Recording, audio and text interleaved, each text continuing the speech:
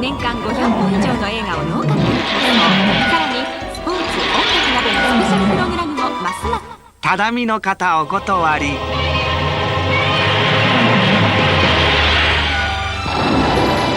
ワウワウ見るならフリーダイヤル3。あの怪獣は今スターと呼ばれた青春だった。力の限りの青春だった。時は過ぎゆく、時代は変わる。それでも僕らは生きてゆく。広い社会の片隅でつつましやかに生きてゆく。さあ送ってください、君の傑作写真を。バンダイウルトラ怪獣大変身コンテスト。 Destroy all monsters. Massive armies versus mad monsters for possession of planet Earth.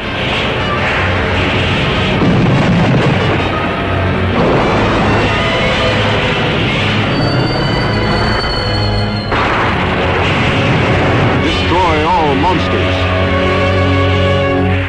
Today in Collect All Monsters, it's the final broadcast of the year, and we're taking a look back at our top 4 of 2024, plus a special tribute to the monster maker, Keizo Murase, and a Super 7 giveaway. It all starts now. Ikimashou!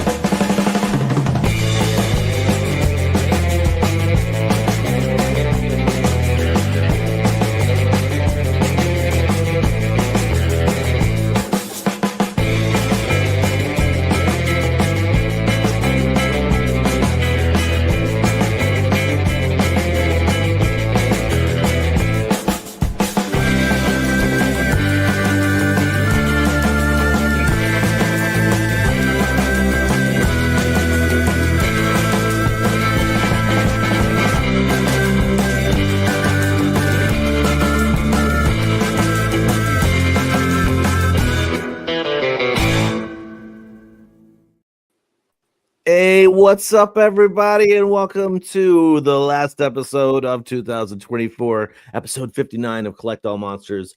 I'm Kyle with Roxy, and we are here to talk to our fellow co-hosts about their awesome collectibles, including Show and Tell, special 2000 top 4 of 2024 segments. And then later on, we've got, after that, we're going to be doing an introduction to new feature on the Collect All Monster Collector Facebook group, spearheaded by Mr. Dotco over there. And when we come back from our intermission, we have a special tribute to Keizo Murase, showcasing his life and some collectibles of his monsters that we love from our collections. We're going to go ahead and get started, of course, with me welcoming all my co-hosts and asking them to show off what they've gotten in the past month in a segment we always do called Show and Tell.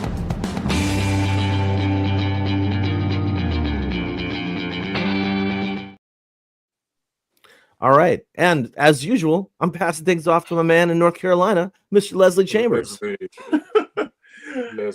What's going on, people?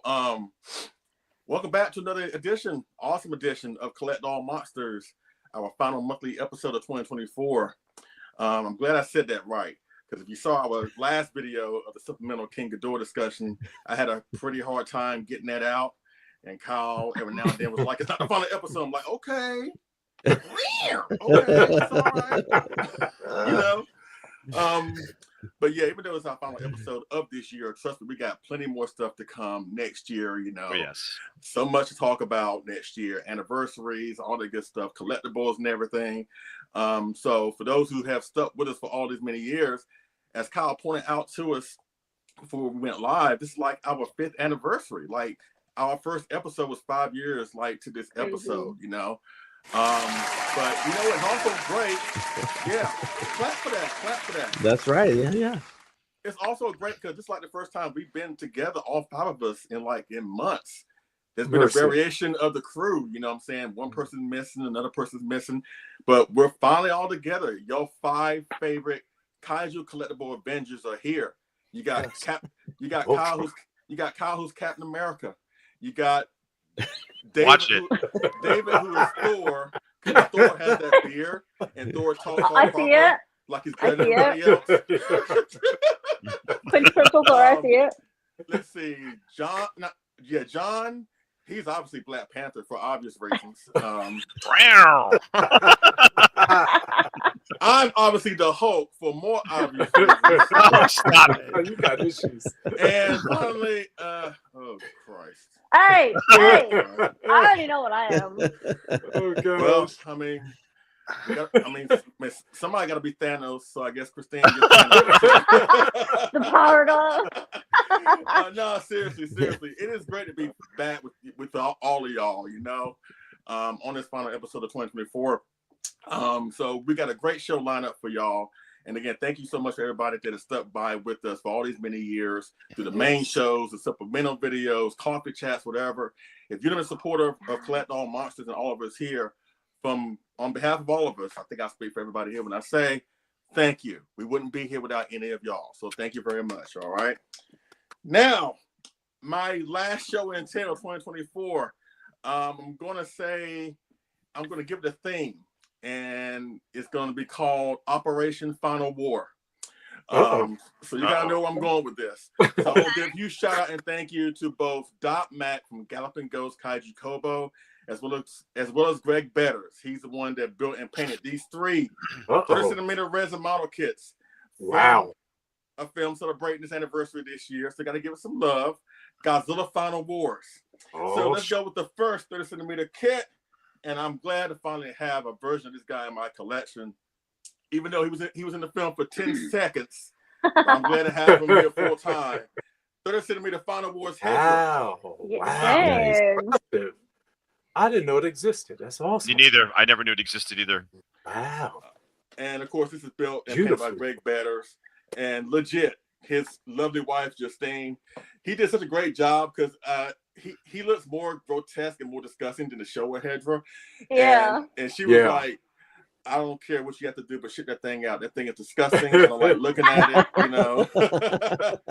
But yeah, he did a great job. Like, again, look at that. You have the whipper snapper thing on his arm, blah, blah, blah. It's a good size too, like I said, 30-centimeter. And Kyle, you can fire up that first image for me to show how this thing look up against Godzilla. Wow. And look at that. Looks good. He looks so slimy and He looks filthy. He looks filthy. Yes. Yeah, there you go.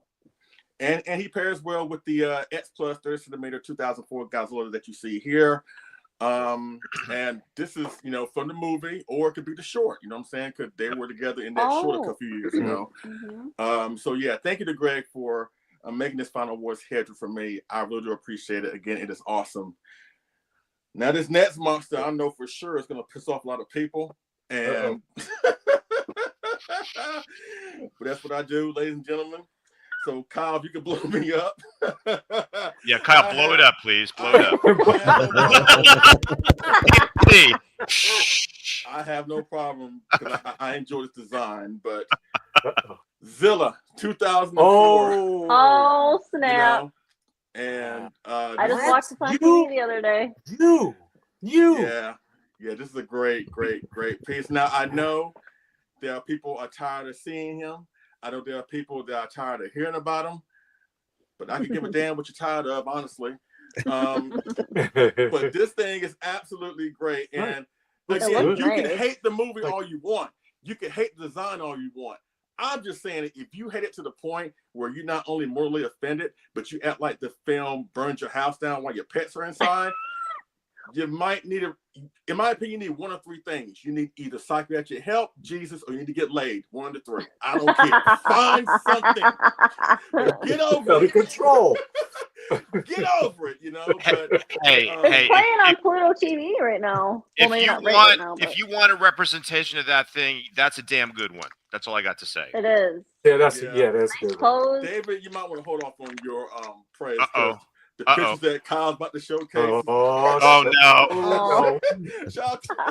Kyle, show the first picture, please. Oh my God! Really? Oh no! The part of Godzilla will be played by that thing. Sandra needs to come get you. Topco does not approve either. No. So I know that Sandra is pissed off. You done right now. ruined I'm it. sorry, baby. Yeah. Oh, Leslie! Oh, no. Now you're killing me. No. You did that on purpose. I damn sure did. Yes, you did. Yeah, Merry Christmas to you too. Monster versus Zilla. Oh. You know what? In an alternate universe, this does exist. So, and you know what? I know people they hate Zilla or they hate the movie, but when it comes to GMK, I'm being honest here. But that movie does acknowledge the 54 film and the 98 film. So in that universe, 54, 98, and GMK does exist. I'm just speaking the truth. I'm just speaking the truth. And I know you hate it, but hey, it sucks. But hey, it is what it is. But again, I'm glad to have a great representation of Zilla. And I had them painted more so like the anime cartoon version. Yeah, the anime version. Yeah. Oh yeah, you're that's right, a good the anime movie. version. That looks good. Yeah. So he Mhm, did it a does great look job. So I can't Beautiful. wait The to anime was great. Yes, I can't wait to flood the group with this to the chagrin of David over there. But It's all. Hey, you know what? If you like, I said, Greg is whoever painted it. It's a phenomenal job, and it's a great model of that creature.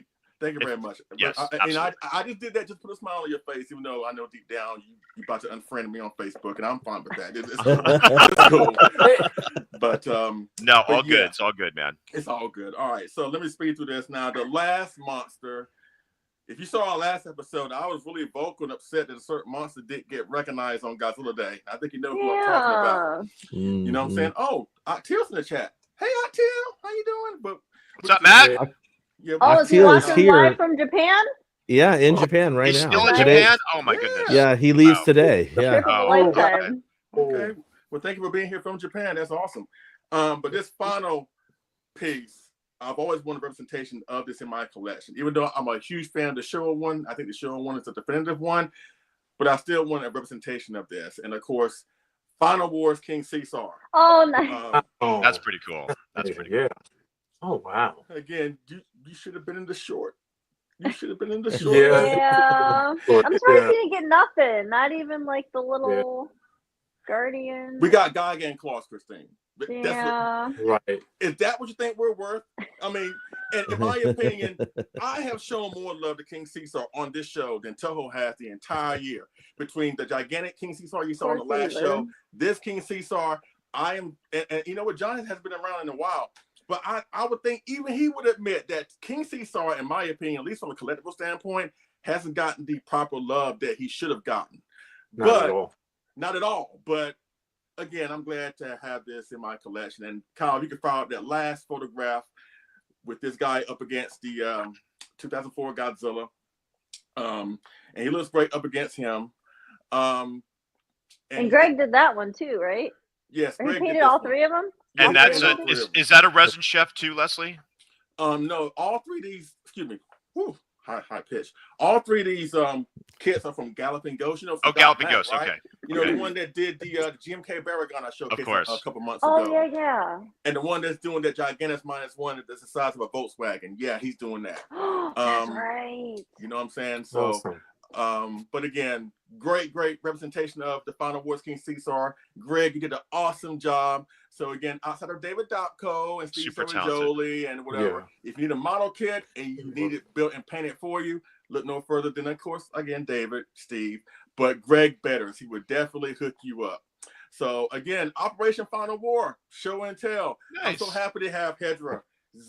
Sorry, David. Zilla and King Caesar. It's okay. It's okay. It's okay. But it's the holiday season. I'm feeling magnanimous. You know, it's not going to last though. It won't last.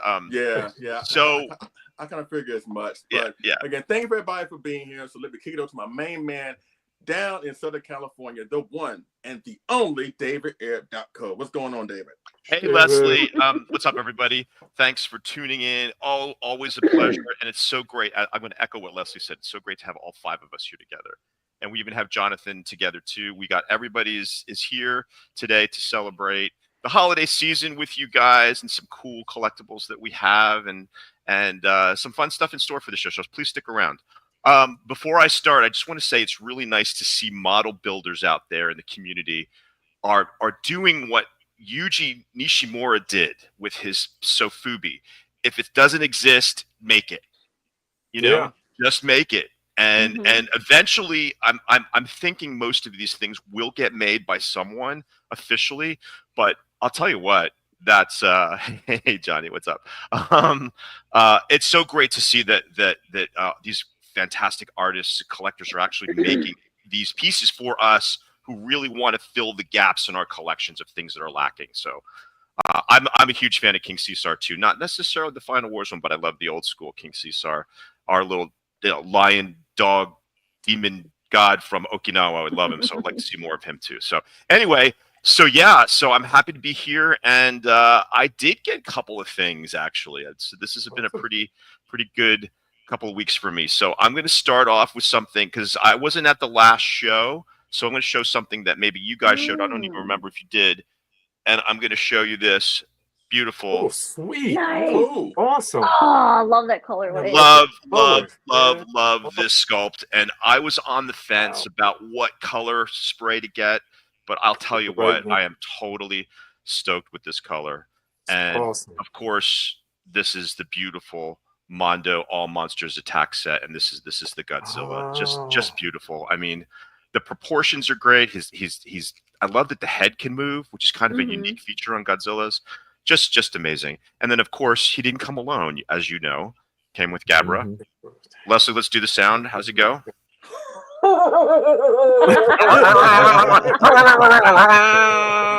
yeah.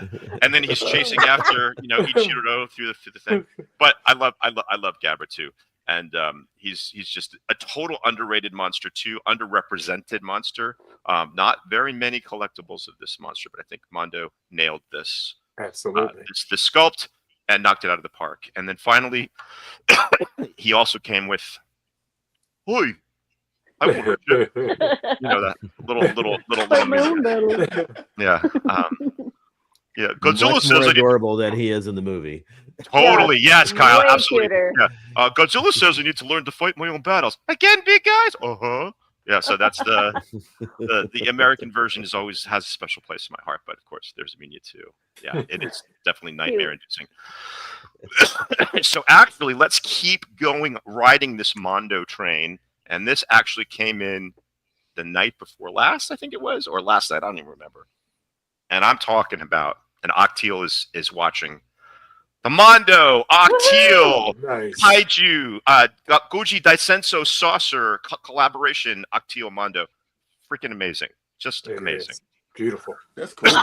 The scale, so the fun. pose, the packaging. I mean, did you guys see the packaging? I don't have it with me right now, but the packaging is just next level too. That's really cool. Just completely awesome. What we got there? And again, I was on the fence about what color spray to get because Matt was actually here and he was showing me the different ones that will be available. And I'm glad that I chose this one because this is the one that's based on the tattoo art, flash art that inspired this whole project. So I'm happy to have this color. I've got yours. And I've got another special gift from Ryan Wilhelm that I'm going to add into the box. Oh, and so we'll have to talk about that later. And if there's anything else you want from the United States, let me know and I'll add it to the box. So, but yours is here as well. They both came together. And again, it is absolutely fun. Keith loves it too. This one may even go in the living room too because it's just so damn fun. Oh, nice. But I love it. I love it. And again, thank you for all you do for the community, Matt, Octeal. And he's just the greatest guy. And I'm so happy. And all of us here, I'll speak for everybody. We're so happy that you're a success. And, you don't need us to promote anything. It speaks for itself. It's just so awesome. So thank you. I love it. It's great. All right, let's move on to the very final thing. And this one is a Christmas gift from a good friend of the show, James Hartman. And I've wanted one of these for a long time. And finally, he found me one. The gold. Oh, nice. Oh, fantastic. Bandai, the original sculpt Perfect. gold Bandai Awesome. -1 Godzilla. And Nice. I just love it. It's just spectacular, and it came just a few days ago.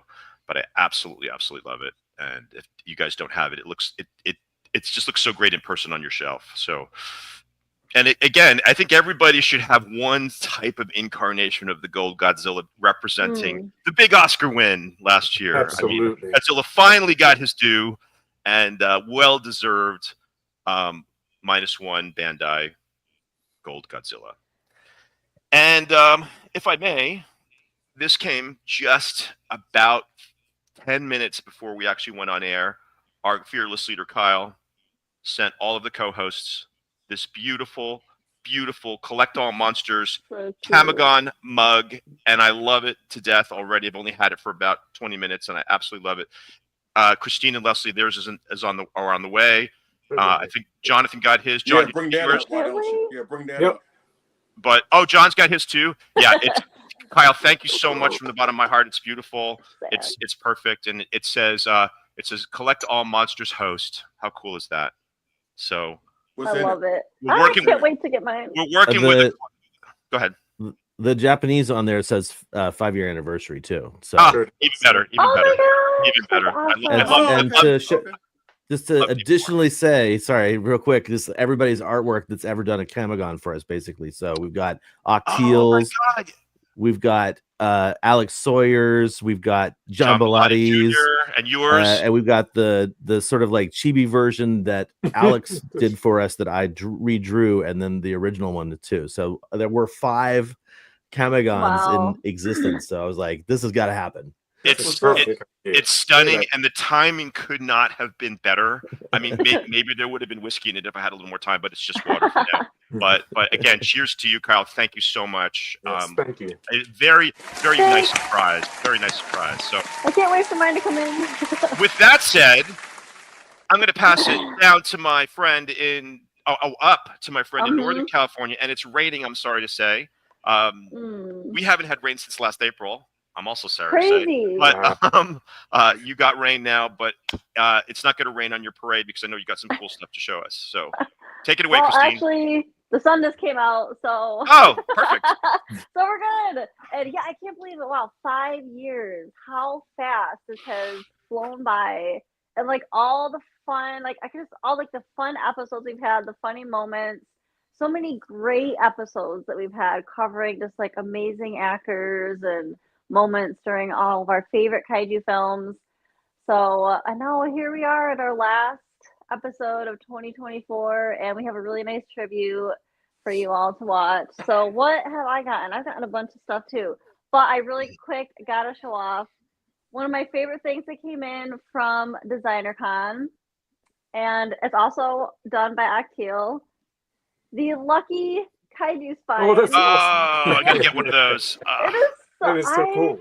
Love, like, Matt, you just have like such creative ideas for just like, I mean, the UFO, the kaiju cream. Like, I love seeing what comes out of your mind that we get to add to our shelves.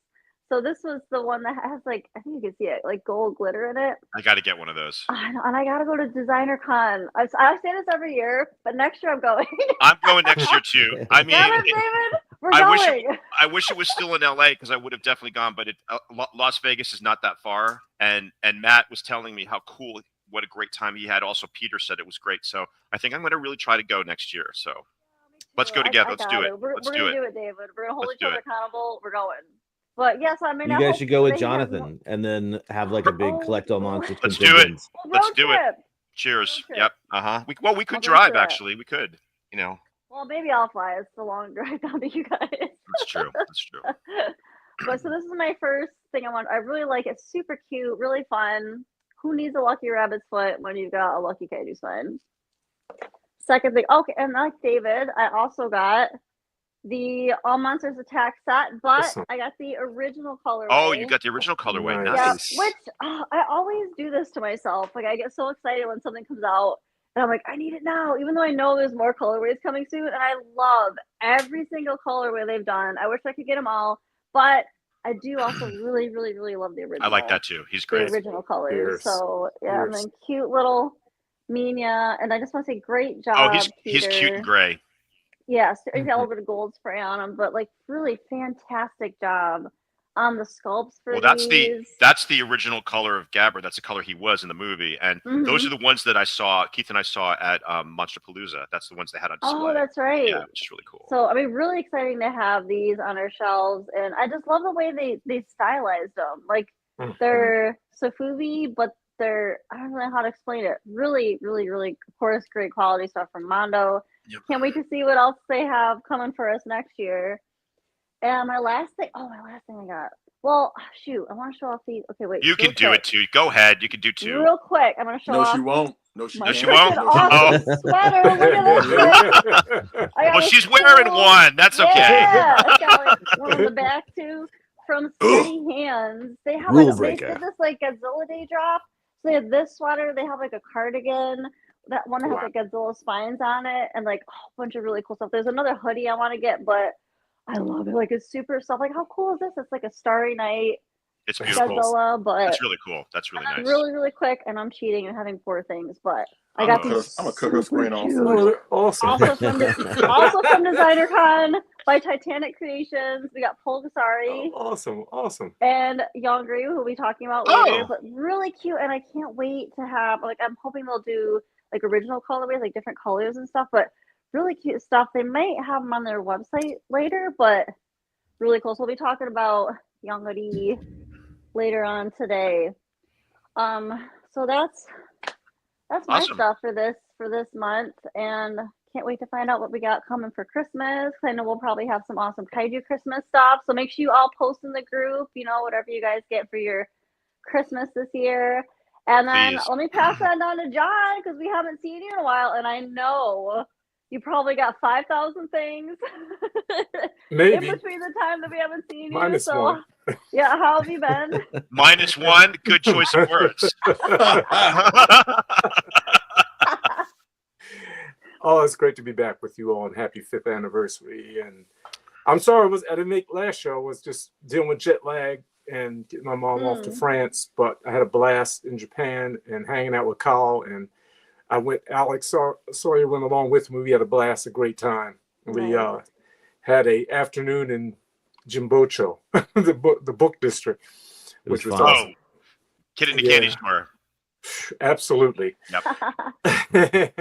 But it's good. It's good to be back together again. It's closing at a year. I know. Yeah, I can't share everything I got, but I got a couple things that I think are pretty cool. That different, but I'll look forward to sharing if I can actually lift it up. Oh. Heavy metal up in here. Well, there's some metal on it. Man, this is a family show. What are you talking about?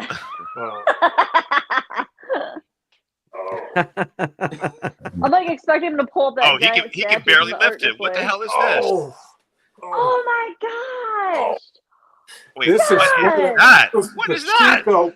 It's a pachinko accessory. No, oh my gosh, the topper to the pachinko game, right? Get something like that. That's incredible, John. That is cool. Does that light up? Oh my gosh. Yes, but I have to. Okay, there's a whole YouTube video that shows you how to insert lights because it's been detached, but it's like brand new. Oh, that is I got it for like $40. How much? Dude, that's crazy. Wait, no 40? But the shipping was crazy. Oh, yeah. That is super cool. Wow. Oh yeah. Okay. So yeah, my good friend John, we're gonna do a project and run the lights through it. There's a Japanese collector who did a whole video on YouTube on how to do it, how to insert them. So that is one of the coolest things I've ever seen. I love that. Yeah, it's gonna go on the top of my shelf, John. just light up and invite people into my room. I put that on my roof outside.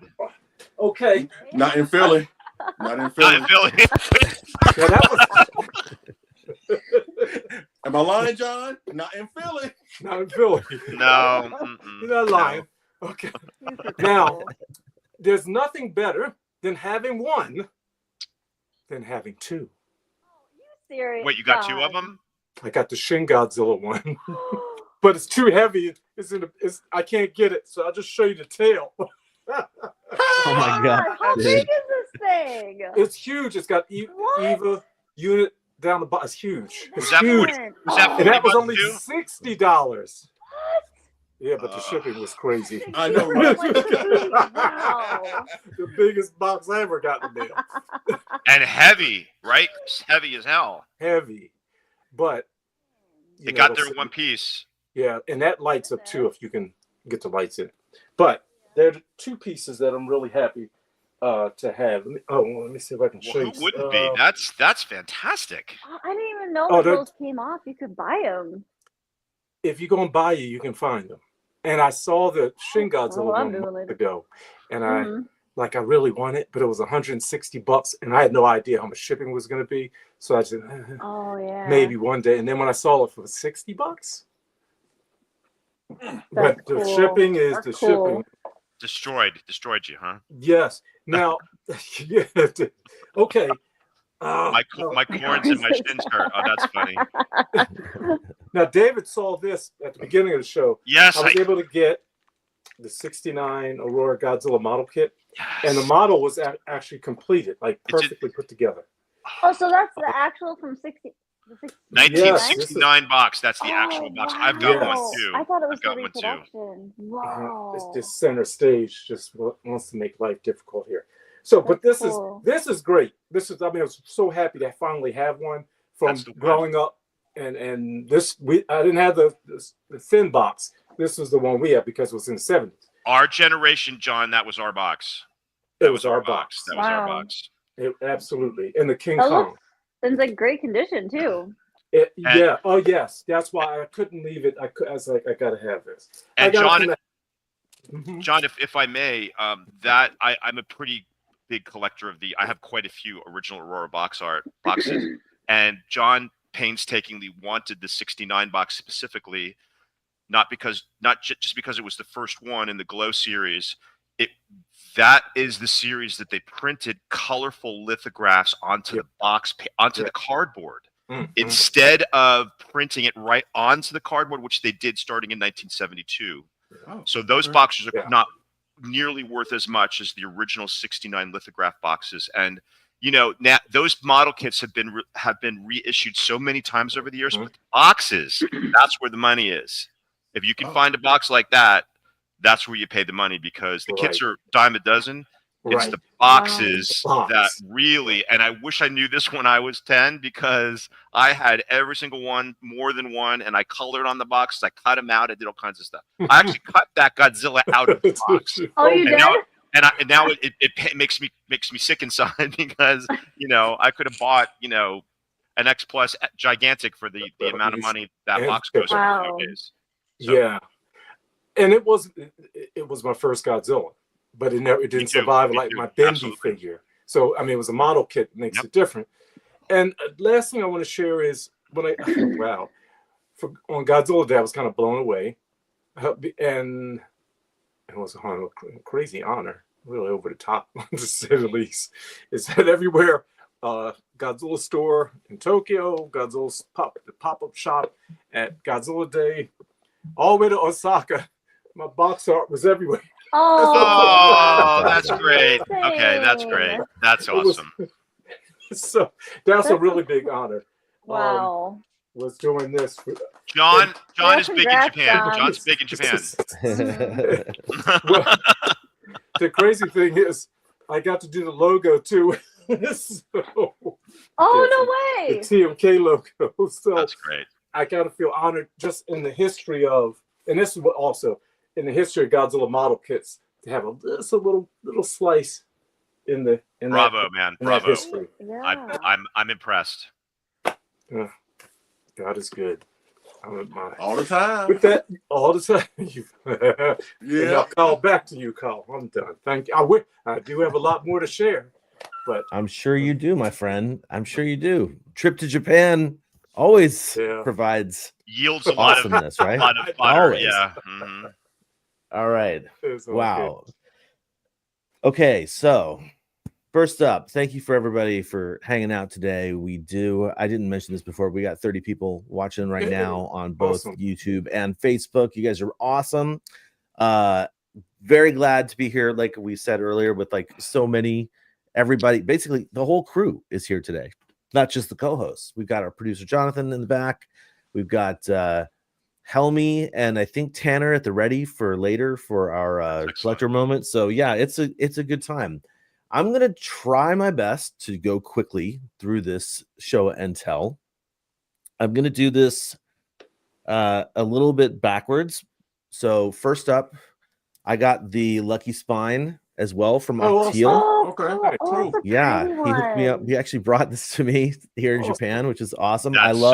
I really love this. Even when he had his first sketches out, I was like, oh, what a freaking brilliant idea. And that can totally be something you can physically have. So he totally did that. And I'm like blown away by it. This is the header card. It's great. Absolutely love these. And it's really cool seeing like all the variations that he did and stuff and how many they had at Designer Con. So really awesome. Yes, it would be very nice at a Christmas tree. He had one attached to his backpack. I got to hang out with Octeal quite a bit here while he was here in Japan. And actually, this is an Octeal themed show and tell for me, because not only did we just hang out, we went to a toy show called the Cicaluna Hobby Fest. And I was looking at maybe getting some stuff. I had no idea who was going to be vending. I had no idea what was going to be around. And one of the tables that we looked at, I can't remember who it was. If Octeal remembers and he wants to chime in, we'll throw that up on screen. But basically, there was a table that had these little tiny glow in the dark original creation Sofubi figures, like monsters. And that it had a price tag of 6,000 yen. I thought it was just for the figure, but it also came with these reissue books. Okay. Oh, wow. Kaiju of the world. Awesome. Yeah. Is that where the creature is from? Oh, so I think so. I think so. So it's got a lot of dinosaur looking artwork on it, but it's just a reproduction of these old books. I love it. Oh, wow. I got And one. you know me. That's awesome. I love a book. And this came with 2. So that was it was at the Cicaluna table. Nice. So yeah, this was my first get from the Cicaluna. Well, this is my only real get from the Cicaluna Hobby Fest. So that's the second item in my show and tell. That's my really third cool. item requires me to do a little bit of screen sharing. Because let me say that when our good friend Octeal landed in Japan, he was accosted by the "What are you doing in Japan" TV crew. Okay. And when they talked to him at first, he told them his plans, and they were interested in going with him. And at the very end of that, they were like, "Hey, wait a second, do you know Kyle-san?" No way. And so I was able to piggyback, or should I say, Octeal was gracious enough to let me hang out with him while he got to go meet a very famous painter. That's Goto-san from Bullmark. Amazing. So there's not a lot that we can show from this day, really, because a lot of it is like, stop doing that. A lot of it is like, Toho doesn't want you to see some of the stuff yet, right? But awesome. Octeal got to get like a couple of his spines painted by Goto, which is pretty cool. Oh, that's fantastic. Awesome. That's really exciting. And then that's great. No, you didn't. You got to. Yes, I did. I did. You got a custom PMK. Oh, wow. Yep. Dang, that looks nice. Yeah. Cute. That's okay. awesome. Kyle, that's full circle for you. Amazing. It's pretty incredible. I mean, I'm not kidding. I'm incredibly lucky, incredibly happy, and where'd that go? Hang on one second. Share screen. This one here. This. Really I'm just going to show a little bit of awesome. him painting and just paint the picture. Essentially, I was trying to be super coy and patient about this, but basically, I brought my blank glow in the dark M1 to Goto's studio, and the TV crew helped me ask him if he would be interested in painting it. Wow. And That's so, what's up, man. That's amazing. Okay, yeah. okay, that Phenomenal. is one of the coolest things I have seen. Now everything's getting cool. Like John's Pachinko thing was cool. This is freaking amazing. And Yeah. Kyle's like, I just happen to have a blank glow GMK in my pocket. Hey, no, that's so cool. I Well, always I mean, care. I I- never leave home without him. I never leave home Okay. without him. right, exactly. I mean, I literally, it's funny. It's serendipitous in a sense because Absolutely. I think I got this like a month ago. I got this figure like a month ago when I went up to go see Yuji, That's and I absolutely brought it serendipitous. back. And I don't really have a lot of blank figures in my collection, so I wasn't really interested in Wow. keeping the figure blank. I wanted to get it painted, but the idea of having Goto paint it was like lodged in my Wow. brain, and I was like, how cool would that be? And then I started asking people how to do it, Wow. and literally this fell in my lap, like Octeal going, saying that it was okay if I joined, the TV crew being cool with me coming. Like, honestly, Wow. my mind is blown by it happening. And then I mean, here he is right here. This That's is what's the, up. amazing. And- this is That's the guy. beautiful. And when all things said and done, it's a freaking amazing Wow. paint job too. Yeah, Oh, it is. God. I've never Yeah. seen one like that before. Is Wow. that gold Yeah. on there too? Neat. Gold highlights? He's got Silver. gold on his eyes, silver on his Wow. nails and Very cool. fins, and this metallic green on there. And yeah, Wow. it's just awesome. I love this thing, and How special. so happy to have it in my I'm so collection. happy for you, man. I'm so happy for you. Yeah. You deserve it. That's your thing. That's your collect. That see, good Mhm. things do Mhm. happen to good people. I'm convinced. That's awesome. Well, thank you for saying that. I really, Truth. I'm like really just humbled by the whole thing. And I have to say, like, Goto, I want people to know who Goto is, right? So Goto started painting with actually, he was painting toys before he started working for Ballmark and Marasan. He used to painting toys as a kid after World War II, and like painting toys that were made out of oh my gosh, what is it? It's like some sort of plastic that they don't use anymore, probably because it's too dangerous or something. Toxic. But, Yeah. yeah, and yeah, essentially he's been painting since the Wow. 60s, painting these types of figures. And the man is, I think, 87 now, Whoa. and his space is really quite amazing. Like, it's he's got some figures that he's painted throughout the years, and yeah, his setup is incredible. I mean, if you've ever seen, there's actually, I don't know if it's still available, but there was a Godzilla store stream where they took some Yes. figures over to his place and had them start painting Yes. them. Cellophane, thank you, Matt. Yeah, he was painting Wow. figures made of cellophane. It was being there to hear his story was, I love that about talking to people who are in the kaiju industry. I absolutely adore hearing life stories and stuff like that. Yeah. So and the fact that the TV crew was there means that it will be put out onto an episode of What Are You Doing in Japan, or Why Did You Come to Japan? And so he'll get his story out there a little bit more. So I'm Nice. like just blessed to use the term that many of our friends use. I am blessed to have had this opportunity. And yeah, I totally agree, Greg.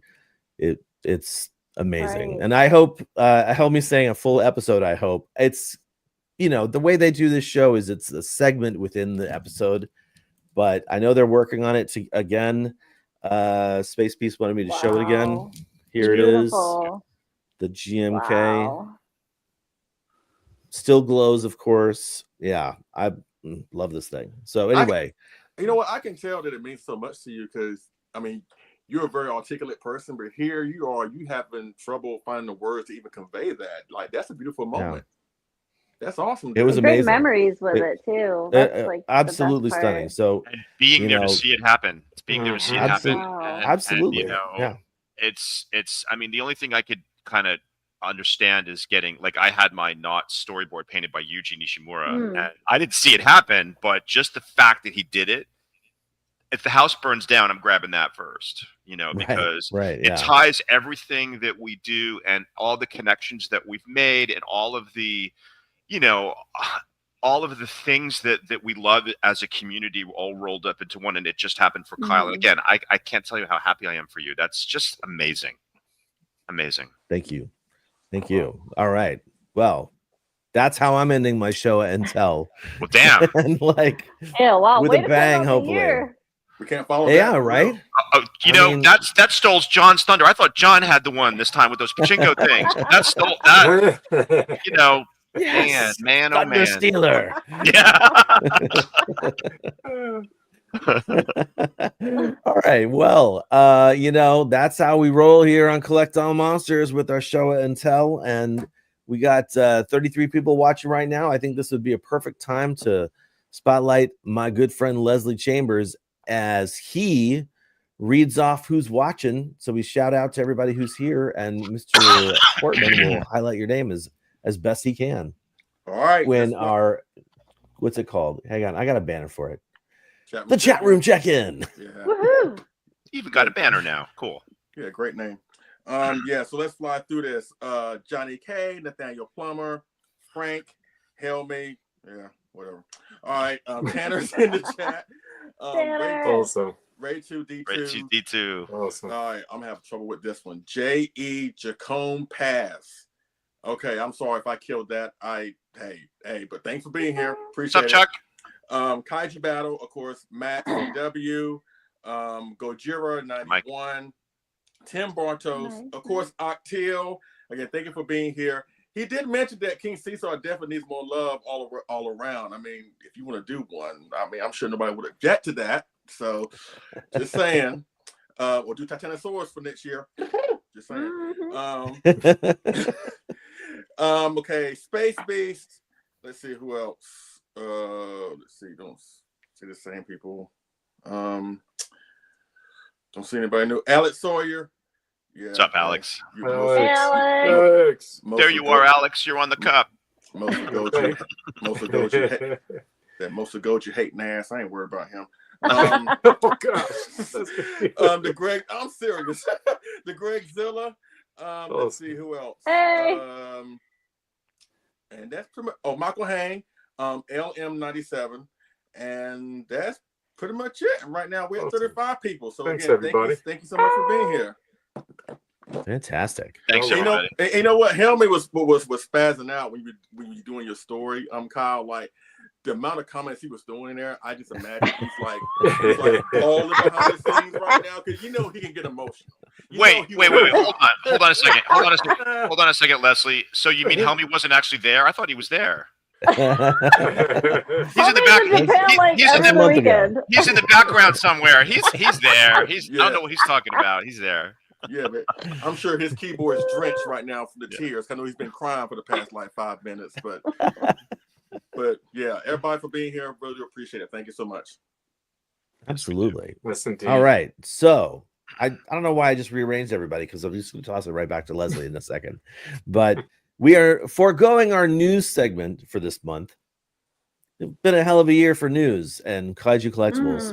And I think it's more important that we're going to showcase kaiju collectibles right now. So I agree. Of 2024, I personally had a whopping crazy banner year of collecting. I started making a list of everything that I've bought since I moved here. And I'm insane. I'm literally a crazy person. So I had to I started making this list a couple months ago, actually, and it's wild. It's a very long list.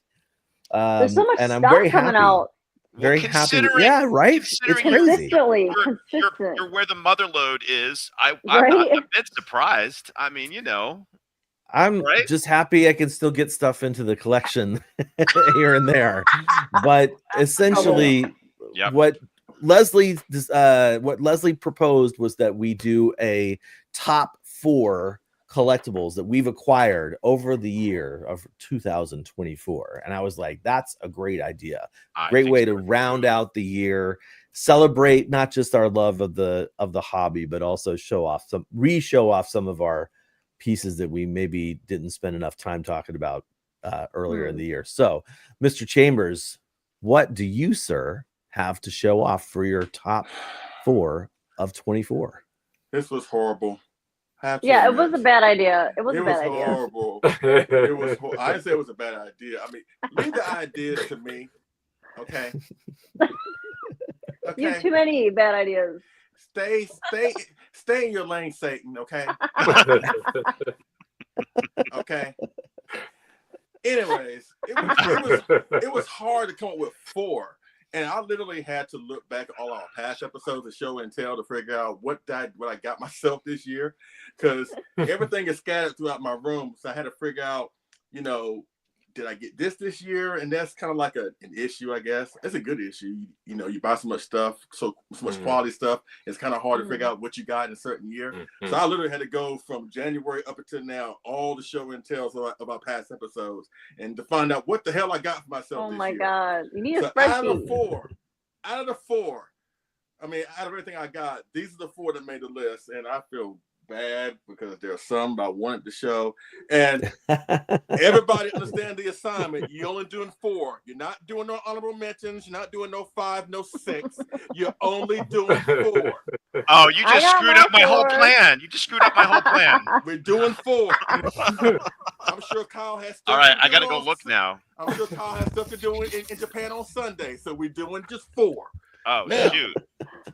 All right, the first one is I want to give a shout out and thank you to Mark Sang Gang, and number 4 falls in with the custom built revealing imposter Mecha Godzilla he made.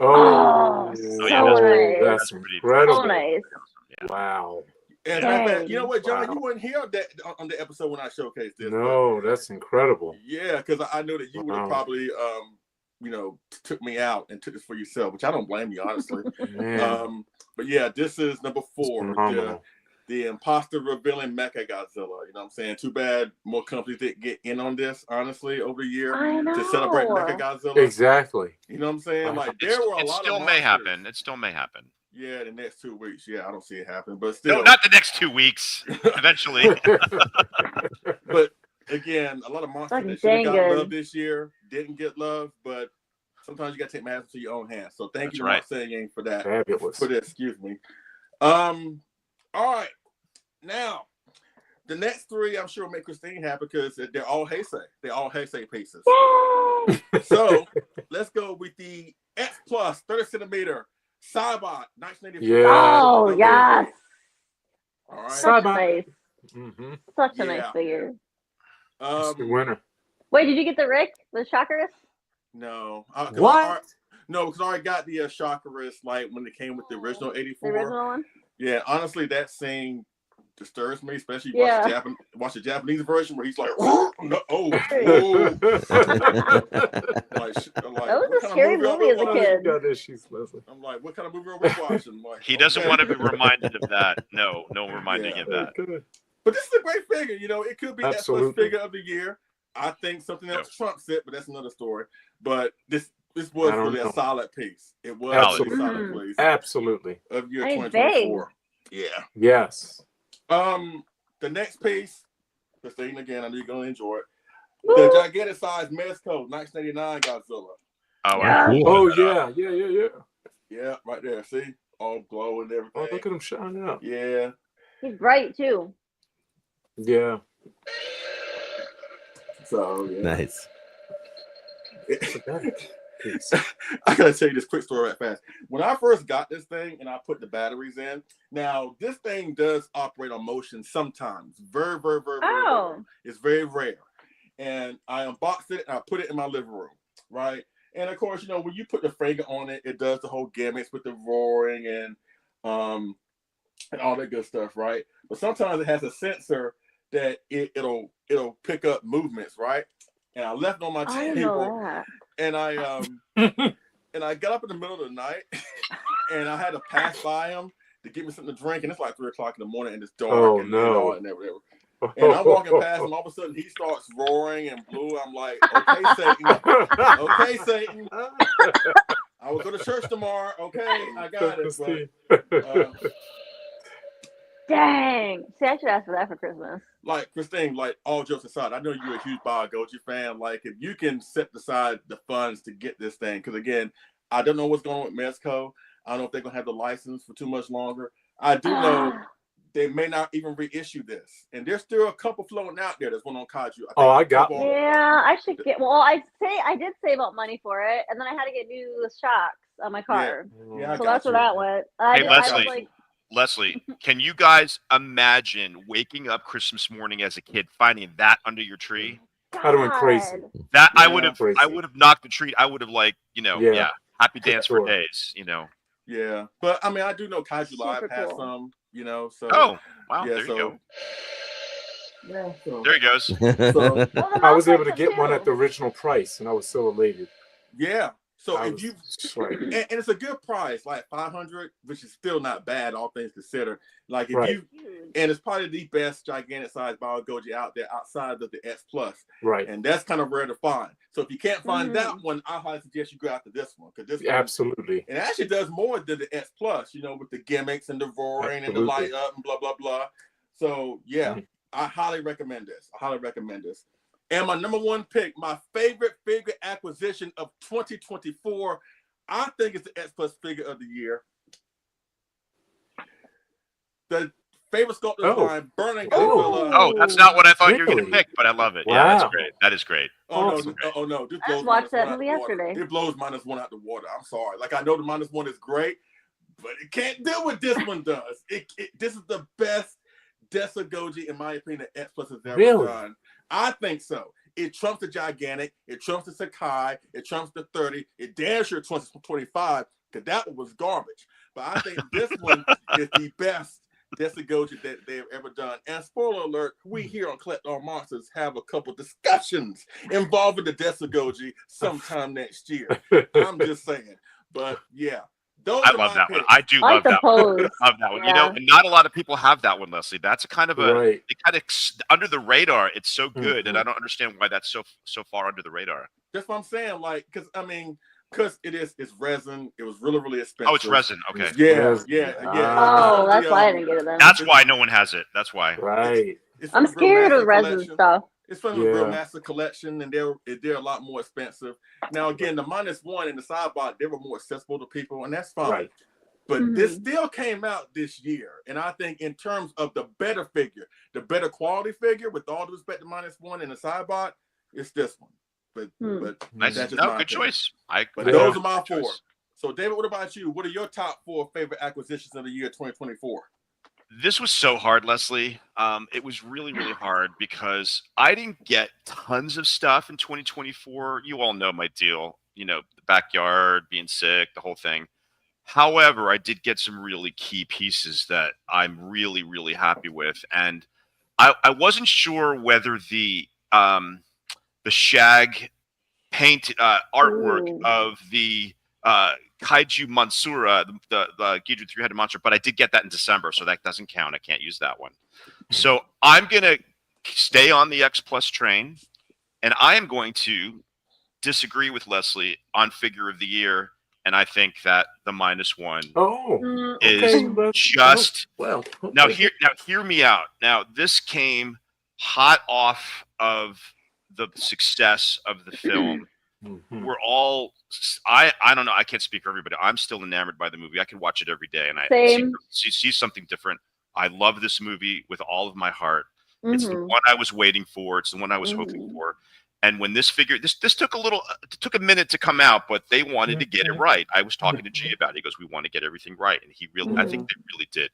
Aside from a few minor things that I actually fixed, you can't see it, but I fixed the teeth. I went in. I went in there and I stripped the teeth and I repainted every single one individually. You can't really see it. David. They're tiny. It looks like a model kit. It took me a couple of weeks to do it, but you can kind of see they're not pure white anymore. And there's a separation between each tooth. And anyway, and I did do a little, I painted the scar a little bit more like noticeable. His regenerative scar. But I mean, look at this thing. Look at the detail on it. It's Yeah, it's just impressive. it's It is just great. stunning, and the Rick is just as impressive, if not more. However, I didn't like the way they painted the blue. The blue. But Oh, I and could the mouth? have easily fixed that. I could have easily fixed that if I wanted to get the blue. So it wasn't perfect when you got it. is what you're No, saying. no, it wasn't perfect, but it Mm. was pretty damn close to perfect. So, Mm. and again, Nice. I don't think I've ever seen this level of detail with the skin or the dorsal plates in an X. Right. Yeah. So I mean, and the eyes are really painted well. It's just massive and beautiful and amazing. And again, this is my vote for figure of the year, just because. And the only reason, Leslie, yours wouldn't be, I wouldn't choose yours because yours wasn't as accessible for the rest of the masses to get. Only a few people got it. I think everyone had the chance to get this, and they're still available. Actually, they're still on Hobby Search. And that's their fault. Yeah, that is their fault. You're right. That is their fault. But when I make my figure of the year, there's a lot of factors that come into my head, and one of them is the accessibility. Can everybody get it, et cetera, et cetera. But anyway, I love this. I love it, and I will continue to sing the praises of it. And again, I think the one that's coming out isn't as good as this one. I haven't seen it in hand, but I don't know why they even bothered to do it. They should have done a gigantic, but that's just I want a gigantic. And that's going to be a tough one to pass on. You can't afford a gigantic. Right. I can't. I know I can't, but I might have to. I'm gonna figure it out. But anyway, okay. So this is my number one. And sorry, I was long-winded Great about choice. Great choice. it. And the Oh, X Plus great. train continues Oh, with there you go. this guy. Okay. Oh, yeah. 3D scan suit. How innovative and cool and groundbreaking is that? And this one, if you guys haven't seen this one in person, you won't understand what I'm saying. It's just John, you're the one that convinced me to get this. If you look, the eye is just absolutely stunning. It's perfect. Yes, it's, The figure, it looks like it stepped right out of the movie. it does. And I really hope that this concept, X Plus, will continue down the road to make more 3D scan suits. I know there's not a whole hell of a lot of complete suits that they can actually do this for. But they could do the show of Mechagodzilla. They could do this. They could. Just do it. They could. Do GMK. They could do GMK. They could do any existing. They could totally do GMK. Absolutely. But this concept, I'm surprised that they haven't explored it a little further. But hopefully they will, and maybe we can convince them to do it. So if you're listening, X Plus, we love this. This is. I'm not sure when this came out, but I got it last year. Did this come out in 2022? No, I think it was 23. It was okay. So I'm counting it because I did get it last year, so it's my acquisition, even though it's probably not. It can't be figured through this year, but I love it, and it's absolutely amazing. Yes, it is. So It now really we're getting now here's where it gets a little tough because we're going to move on to some Sofubi pieces, and again, I'm still contemplating as we speak. I understand. All right, I've got to go with this because it's 1 of 10. Oh, okay. Wow. This is, of course, the Spiral toy. Beautiful. Slugbat. Kaiju Canvas Slugbat collaboration. Daisenso Goji. Clear figure, and you can see the beautiful cellophane. And I don't have any figures that fit this description. I love the closed mouth. I love the dorsal plates. I love the big size, and I love that it's 1 out of 10. You know, I'm lucky for once in my life. But it is really undeniably awesome. And people, even though it's on a really high part of my shelf, people always ask, can I see that figure closer up? So I've got to give it to this one just because it's pretty amazing. And I know that at the Godzilla store, if you like this sculpt, they have the same clear sculpt in red and gold tones. And I think there's still a few available if you want to check that out, if you really do. Oh, I think it's gone now. Oh, it's gone now? Okay, sorry. Yeah. I don't want to tease anybody, but it was there a couple of days ago, or actually yesterday. But this one is undeniable. It's undeniable. Beautiful. And Leslie, I don't care what you say. I have to do it. No, you don't. Tie between two Mondos. A tale of two Mondos. Yeah, that's right. Because these are two dear friends of mine, dear friends of the show. Attack Peter Santa Maria, and Matt Octeil. I'm so proud and happy for them and for me for having these, and I love them. And again, they're doing just 5 now. No. This is no. I got 4 still, so I'm good. This is like 4.5. Oh, stop it, Takarada. Go mind your own business. Mind your own damn business. He's looking down on you from heaven. Yeah, go help Linda escape from Doctor Who's prison. You know, mind your business. So these two again. We're really happy when great people in our community make it big, and again, they don't need Collect All Monsters to advertise these or to sort of promote these, because they speak for themselves. They're freaking awesome, and I love them, and I love these guys. Thank you so much for all you do for the community, Peter, Matt, Mondo, Hector. All you guys are awesome. Thank you so much. All right, I'm done. I'm stopping now. Okay, sorry. I'm a rebel. With a cause. All right. Okay, so let's go down up to Northern California and Christine Chapin. What do you got? What 4? Oh man, 4 do you have? I said 4. Okay, I do have 4. Okay. This was really hard because I do have a spreadsheet, so I can see everything that I got this year. So I'm like, oh gosh. So it was really hard to pick, but I think starting off as number 4, I'm gonna have to go with the giant Marvel. Oh, I almost got that one. Wow. Almost got it. This one was actually, which David, you have to come next year. I do. I'm coming. I'm coming. So this one has, I don't know if you can see it. Green light paint. What's it called? Black light paint. Yeah, black light paint. UV reactive. Yeah. Yes, UV reactive paint on his eyes, and I've always wanted one of these giant ones. And he had, I think, 4 at the show, and I was like, oh, I gotta get one. And this is like literally a disco ball glitter bomb. I don't really tell if you can see it as well, but in person, holy cow! And of course, I love blue and I love glitter, so I wasn't gonna walk away and not. That's a no-brainer for you. No-brainer for you. I was like, I love it. You want to take my money? This is how you do it.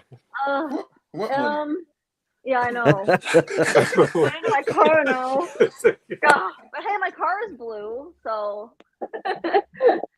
poor Sora. She's got new struts. So I don't even know what I want to do for number 3. See, it's still hard, isn't it? It is hard. I'm gonna go with okay. So this is one that I also David showed his off, but I'm gonna show mine off too. It's okay. Oh, you got one. You got one in 10. Wow. I didn't know you had one. Wow. I thought I told you I did. Oh no, I got one too. I thought you had a different color. Oh my gosh. She has to have the blue. Yeah, I have to have the blue. Yeah. I really wanted the pink one too, but no, something about I gotta save it for those. It's hard to get these things. This is finally the second. I try to enter all of them. So this is the second one I've won of the Kaiju Canvas colorways, and I love the way he paints stuff. And this is just like David said, it's huge, and it's heavy, and it's thick. And honestly, if I know they're pricey, but it's so worth it. If you have the chance, save up. I tossed mine on a credit card and paid it off over a couple months, but it's so worth it to have one, especially painted by Kaiju Canvas. The way he paints is beautiful. This is a little bit more simpler, but it has the cellophane inside. It's just the eyes, Christine. I don't think I've ever seen eyes painted that well on a Daisenso Goji either. I know. Wow, really, really good. They're really, really great. Really good. Yeah. Really great stuff. I'm gonna keep entering, and maybe I'll win. I can't afford to enter anymore. I don't. I can't. You gotta really eat can't. 25-cent ramen. Because now I can't afford it. I might win. And then what do I do? Let's see. Number 2 is gonna have to go too. Oh, nice. So this one glows in the dark with a blue color. Wow. But man, it took me a while to find this one because this one came out. Was it Wonderfest?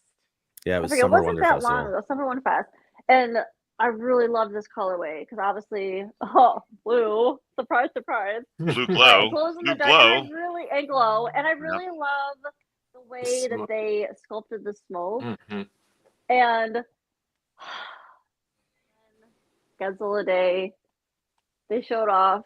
Was it Godzilla Day? The two new sculpts. Yep. Dang. It's not just 2 new sculpts. Amazing. Bandai Bandai Premium / Bandai Namco had an entire glass case at Godzilla Day where they showed off 2 new sculpts of that, but also like 4 different colorways that they're all releasing under this sort of like burning Godzilla arc on their website. There's actually 2 of them are on the website right now. That one of them definitely is already sold out. The one that's like realistic black Godzilla with the red glowing spots, that's already sold out. The one that looks sort of like a Netsuki, sort of like brownish, reddish. That one might still be available, but I think it's probably low on the quantity. They just also put the Destroyer on there from T-Base, I think it was. Yeah. Also in the same sort of like brown red color scheme. Sorry to blow up your spot, Christine, but they're good. The other thing that's coming is that big one, the big one where he's sort of looking down. Right. So I've got my eye on the green one of that, by the way. So fingers crossed. Yeah, I hope you get one. Anyway, I really do. It's such a nice sculpt, and it also has like the same kind of design for the smoke. It's really it's very Japanese to me. I love the way the smoke is. It's like a Japanese like wood block or something. It's very cool. And it's really nice if I have the Frog Tree Shin Godzilla too, and they're both really great. All right, my number one is definitely.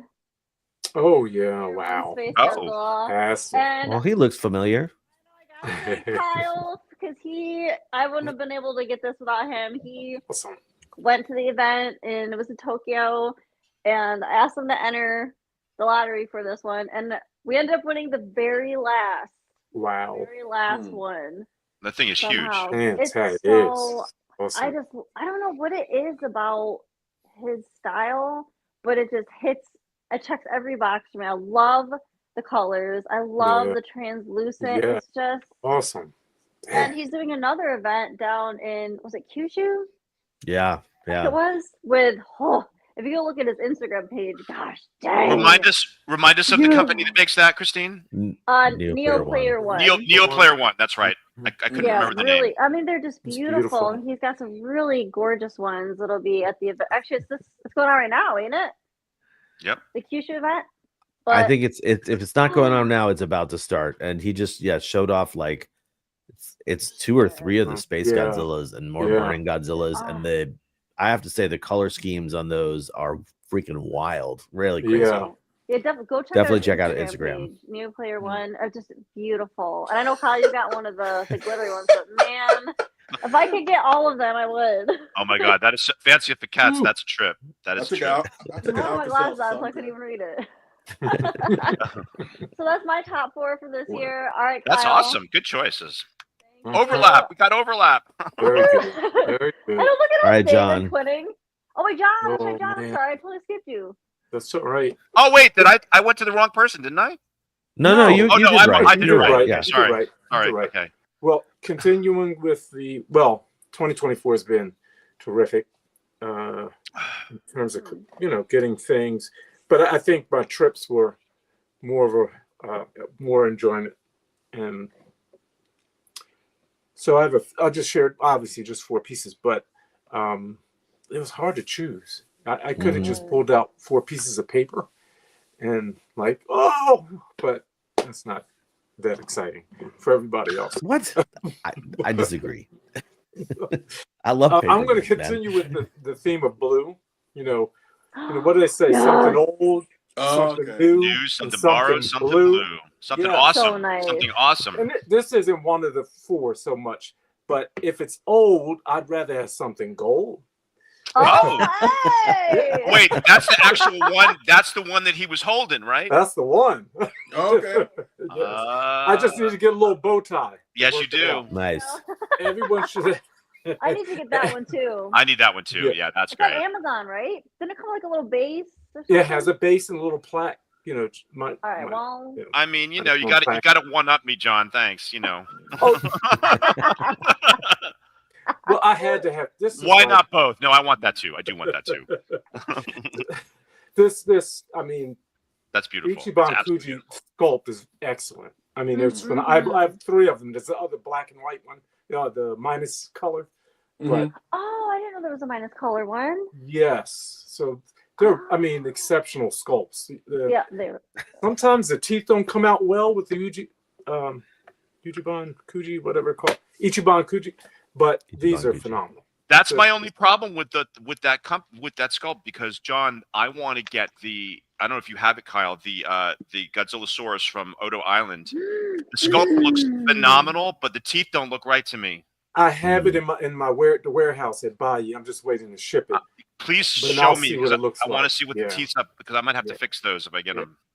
But everyone should have a gold. Whatever Yeah. version you get, you have to have a gold figure. For real, for real. What is going on with your camera? He's got it Oh, on like center auto? stage I mode. got it on. Yeah. Oh. Okay. Oh. This to me was my figure of the year. If it could be in the James Groman. Oh, the Groman. Oh. 54, yeah. This So cool. absolutely. With all the We gotta get him on the show. additional We gotta get And him that on the was- show. The interchangeable parts, Monstrous. right? Is that the one that came with the interchangeable? Yes. Pieces? I don't know what my camera's doing. All kinds of crazy things. It's possessed. It's possessed. Good motion sickness. Okay. And That looks you amazing. I can't get over to get it, but I think earlier this year I got a cosplay version of Shikishima's jacket. Oh, It wasn't okay. the real. It Yes, wasn't you the real showed that thing. earlier. Wasn't the real thing. Okay. It's actually the real McCoy is made by how do you say her name? Luigo Leathers, and it's a Japanese company. You can see it over my shoulder. That's the real deal, Holyfield. Oh, And yeah. I was able to get one Whoa. I was able to get one half the price, brand new, and What? it actually fits me perfectly. John. So I was like, yes. Oh my gosh, that's It's awesome. awesome. Yes, because the other one was just a Hollywood kind of knockoff cosplay version. And I found a real one after I had already bought that one. That's the real McCoy. Glad to have That's it. cool. Happy to- That's Yeah. awesome. Everything's just like the leather's amazing. The whole story about how the craftsmanship and all that. Japanese So stuff did is the- always Did they make that specifically as a replica from the movie, or was that already out? and they already used out it? there. It's a classic jacket. What's his name? okay. I love Mission Impossible. Tom Tom Cruise? Cruise. Tom Cruise. He wears one in Top Gun. And guess who else wears one? Oh. Peterson in Shin Godzilla. Well, when Oh. Yeah? Yeah. Satomi Ishihara? Yeah. That's funny. It's a classic jacket. It's a flight jacket. Yeah, flight jacket. G1, called the G1, and one Japanese commenter who bought one as well. He said, "I wonder if the director chose it because it's G -1, G-1." Oh. Great jacket. I'd say that's Regenerated probably V1? something to that. Yeah. Might be, but it's a That's pretty classic cool. jacket that's been worn in Hollywood movies for a long time. So Wow. fitting. And I'm just gonna. I could have shown this as a new item. It was really cool.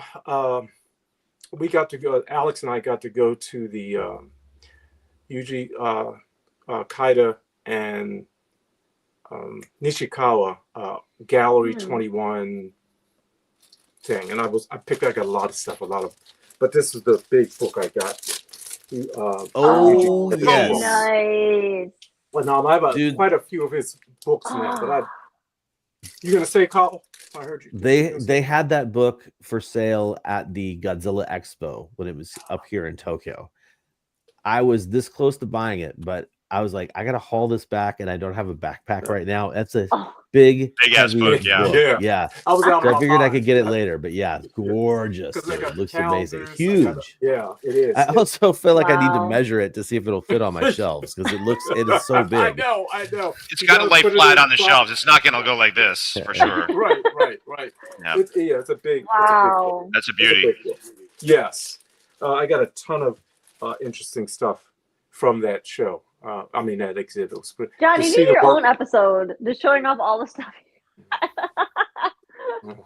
It's Yes, a you wreck. guys. Helmy I'm a was wreck. suggesting a top 40 for John. We could do that. We could do that. No. Coming in, number that's my 3. 2024. Cool. Pardon right. me 1 sec. Kyle, back to you. Right on. Okay. Well, John, always a pleasure to see your awesome stuff that you pick up, especially here in Japan.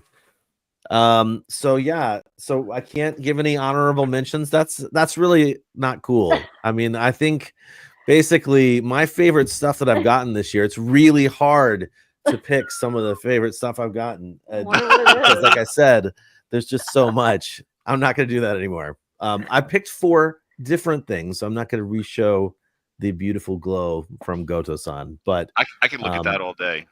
Yeah, it's like amazing. Me too. Yeah. Centerpiece of the collection. But as Christine pointed out, Neo Player 1 had a special event here in Tokyo. And this is the Desugoji, which is just a glitter bomb. Just beautiful. Clear, translucent vinyl, glitter packed in there. The camera does not do this justice on screen. It is a gorgeous figure. I actually, of all of his sculpts, this is my favorite.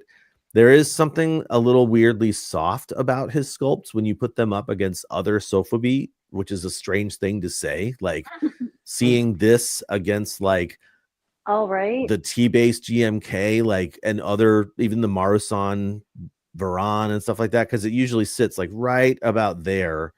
They're less defined than other Sofubi pieces I have, but the color alone makes this thing just pop beyond your wildest dreams. Also, I'm hearing an echo now for some reason. I forgot that one. The Saru Jiushi Hell Beast. I forgot that one. Shame on me. I mean, there's no shame. Somebody's. Well, at least you're doing it. We're not doing too much overlap. You're doing it. So okay, as people know, I don't even know how many people know this, but basically, Space Beast. Are you asking about the Hell Beast? Or are you asking about the? I actually don't even remember how much either of these were. I don't remember either. I buy them and then I forget about how much I paid for them. Exactly. It's probably smart. But you can see here here, this is my red not storyboard Godzilla. And so the storyboard Godzilla has sort of been mostly not approved for reissue.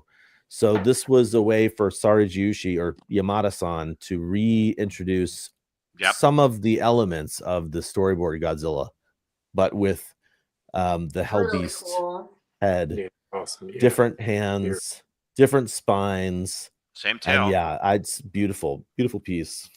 Good choice. I know it was remembered it. Interesting way to release it too. Because it wasn't like a show exclusive. It was sort of like it's online. Internet exclusive. Yeah, online. Yeah. So anyway, that's number 2. Good choice. Number 3, going back to the spiral, down the spiral. Oh. This is the TIG open mouth GMK spiral. And similar to David and Christine's paint job, painted by Kaiju Canvas with a spot paint, clear translucent red on this one, where they have clear translucent blue, and inside there's a foil to give it some real nice pearlescence to it. Now I don't give two rats butts about clout on the internet. It's not what I'm about. I don't care how many likes I get on my stuff online, but I just wanted to show this is the post that I made of this on Instagram. And like, I don't even know how to describe this. This is the weirdest thing ever. This post has like 10.9 thousand likes on it, which is 1 million times more than any other post I've ever made. So I thought I'd give that a special shout out. They're doing something right. Gorgeous sculpts. People love it. Sculpts are just big, chunky. I love them. I'm glad I have it. And last but not least, yeah, right. And last but not least, Oh, that one. I feel Yes. super Wow. lucky Awesome. to have had an opportunity to buy this I'm a right wish when it was released. Mhm. This is the second version of the Pachikingu. I was talking with another collector here just the other day, and apparently the price difference between the first green release and the second yellow release like pretty much doubled. So hopefully this will not be a trend and the price stays about the same. But this is based off of some old, I think you could call it fan artwork of a bunch of different kaiju turned into one kaiju. And there is a kaiju from the Ultra universe. Somebody in the chat could probably throw out his name, where he has like all of these elements of different Ultra kaiju, and he's sort of like this conglomeration monster. But this is originally, I think the artwork is from like the 60s or 70s, and yeah, you can see it's got like King Kong's face, Daimajin's helmet, Ghidorah's head in the middle, Godzilla's head on the right, Baltan's claws.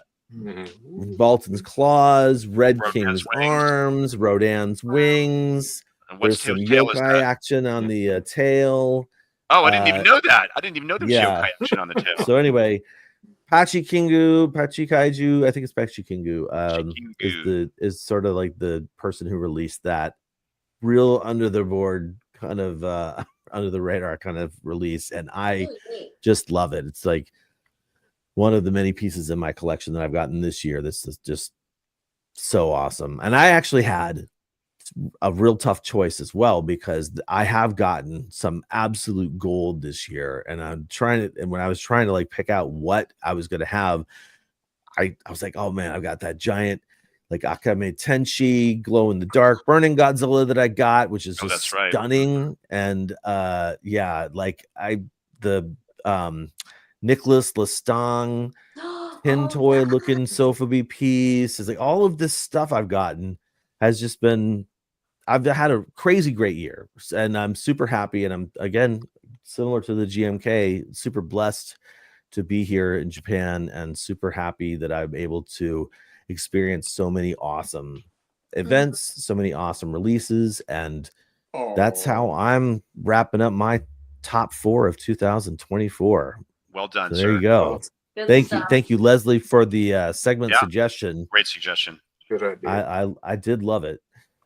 Where are we at? Just about an hour and a half into the show. I think we're going to highlight Mr. Dopko here. Cool. And he's going to tell us all about a brand new. Oh, let me get the banner for the Facebook group. A brand new hashtaggery. Gallery sort of event in the Collect All Monsters Monster Collectors group. Take it away, Mr. Dopko, and I'll get your image ready. So I thought, because it's the holiday season and we all always try to help each other acquire things that we want throughout the year, and I figure it might be a really fun thing to do, to sort of put your top 3 wants. It doesn't have to be a grail, it could be top 3 wants out there, so we as collectors can help each other acquire them, possibly, hopefully. So what I think would be fun to do, and we all kind of agreed, is if we post photos of 3 items that you guys want to acquire, and hopefully, like I said, the community will help you find them. Oh, I saw that on Mandarake. Oh, someone actually has that in the garage sale. Oh, I've actually got one myself. Oh, I think Kyle had one of those. You might want to hit him up. So, with having said all that, Kyle, you have the image that I sent you just a short while ago. So I did this, and of course, I got 2 things that are sort of attainable and 1 thing that's kind of lofty, and I'll probably never get it. But you never know. You never know. So, I want the bear model Angulus 55. He's missing from my collection. I don't have a 55 Sofubi. I want the mid-size. Oh, also, yeah, remind me, put a description of what the item is. So, we will know like what company makes it and what year it came at. Any information you have will be more helpful for people. So this one is the M1 mid-size Ghidorah. I don't want the standard. I want the mid-size one in any color. But anyway, And then the last thing, of course, it's the Nicholas Lestang Kozilla with the little Maneki Neko Goji. Maneki Neko Goji. Yes, the little super deformed Goji Maneki Neko. So I think it'd be a fun idea, and hopefully you guys will agree with me. And we can start by us doing it. The co-host can do it too, because I know there's things that we want, and it could be model kits, like for Leslie, it could be X Plus figures, it could be Sofubi, it could be a poster, it could be anything. So I think it'd be a fun way. We can do it now through the holidays, and if it's actually really working out, we can extend it even longer. So it's just something that will be a little fun thing exclusive to our group that I think we'll all have fun Help doing. your fellow collector have a killer kaiju Christmas. Right. There you go. That's exactly right. So hopefully you guys will agree with me, and that'll be kind of fun. So we look forward to seeing these being posted over the next couple of weeks. So that's it. That's all I got. Thank you, Kyle. Yeah, I love the idea, David. Love it so Thank you. much. And I think So I much. do think it's like one of those things that I love about our community. We have such a great group and such a great collector base. And yeah, I think basically I think this could be a cool way for people to get something they've been looking for. And we can do this every holiday if it's a success. And I know every one of you guys has helped me get something that I've been looking for. So I know we have a lot of members. We have over 3,000 members now. So and I'm really stoked for that too. Thank you all for being a part of our thing we're doing here. So right. So anyway, that's all I got. Thanks. All right, cool. Well, we are going to go ahead and throw our intermission video into the stream here, and when we come back, we're going to celebrate the life and legacy of an incredible monster maker. So, see you in a couple minutes. Today on Collect All Monsters. Hey, is that a new shirt? It is a new shirt, Lady Kyle, designed by our favorite friend and fan of the show, not to mention the toy maker himself, Octeal. You can get this Kamagon shirt at Teepublic, and you can find the link to this shirt in the show notes right now.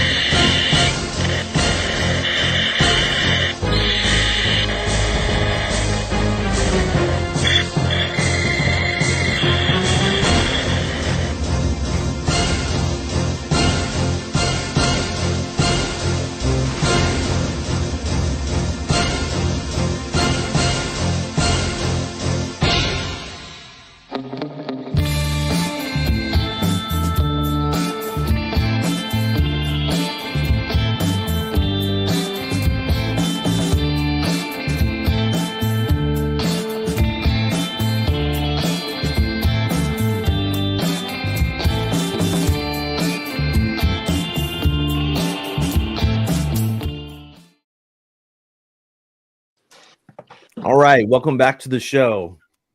That was like the perfect amount of time for me to take a little bathroom break, get some water, pop a little candy in my mouth here. Absolutely. All right, so Mr. Portman, if you are ready, we're going to go ahead and I'm going to fire up that presentation.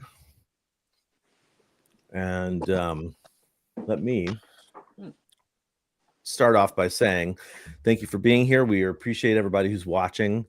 This is where the show's going to get a little somber, but this is less of a negative thing. We're celebrating the life and times and legacy of Keizo Murase, who died just pretty recently.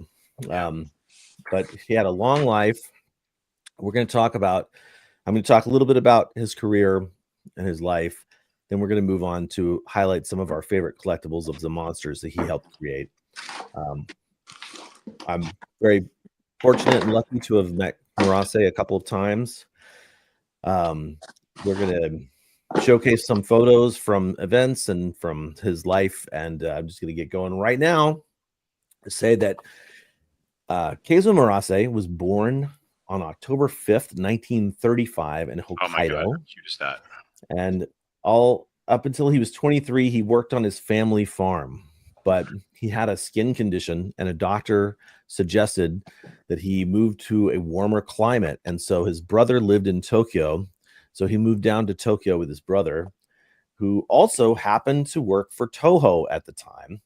And so Murase started working at Toho in part-time in 1958. One of the first things he started working on was Varan and Beauty and the Liquid Men, or what is the American name? The H-Man?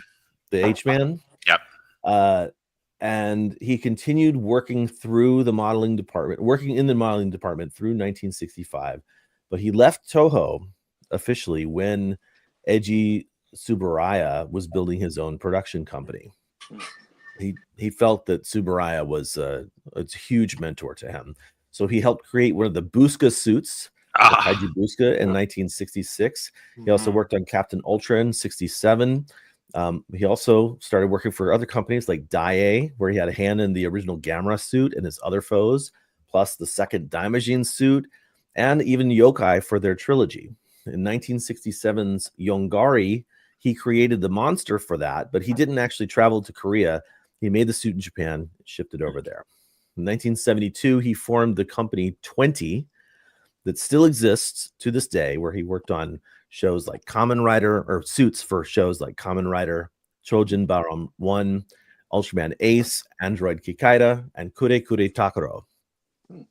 One of 20's early projects was to create the Titanosaurus costume in 1975. Someone from Toho brought over 3 designs by Iguchi-san to Murase, and he picked one out of those 3 after considering how well it could move and how people were able to physically build it and how it looked like someone would be able to act in the suit. So it was Murase's choice, basically, which Titanosaurus design got used. In 1977, Murase traveled with some Toho staff to Hong Kong to assist with the Shaw Brothers' Mighty Peking Man. He even once donned the suit to take on a dangerous stunt where he jumped off of like a 6-meter drop. Now, because of his history with King Ghidorah, his legacy with King Ghidorah, Toho literally asked him to come back and help make the Heisei Ghidorah suit and work on the Mecha King Ghidorah suit as well. And because he worked on the 91 film, they asked him back for the 92 film to help with Mothra, both the adult and the larval form.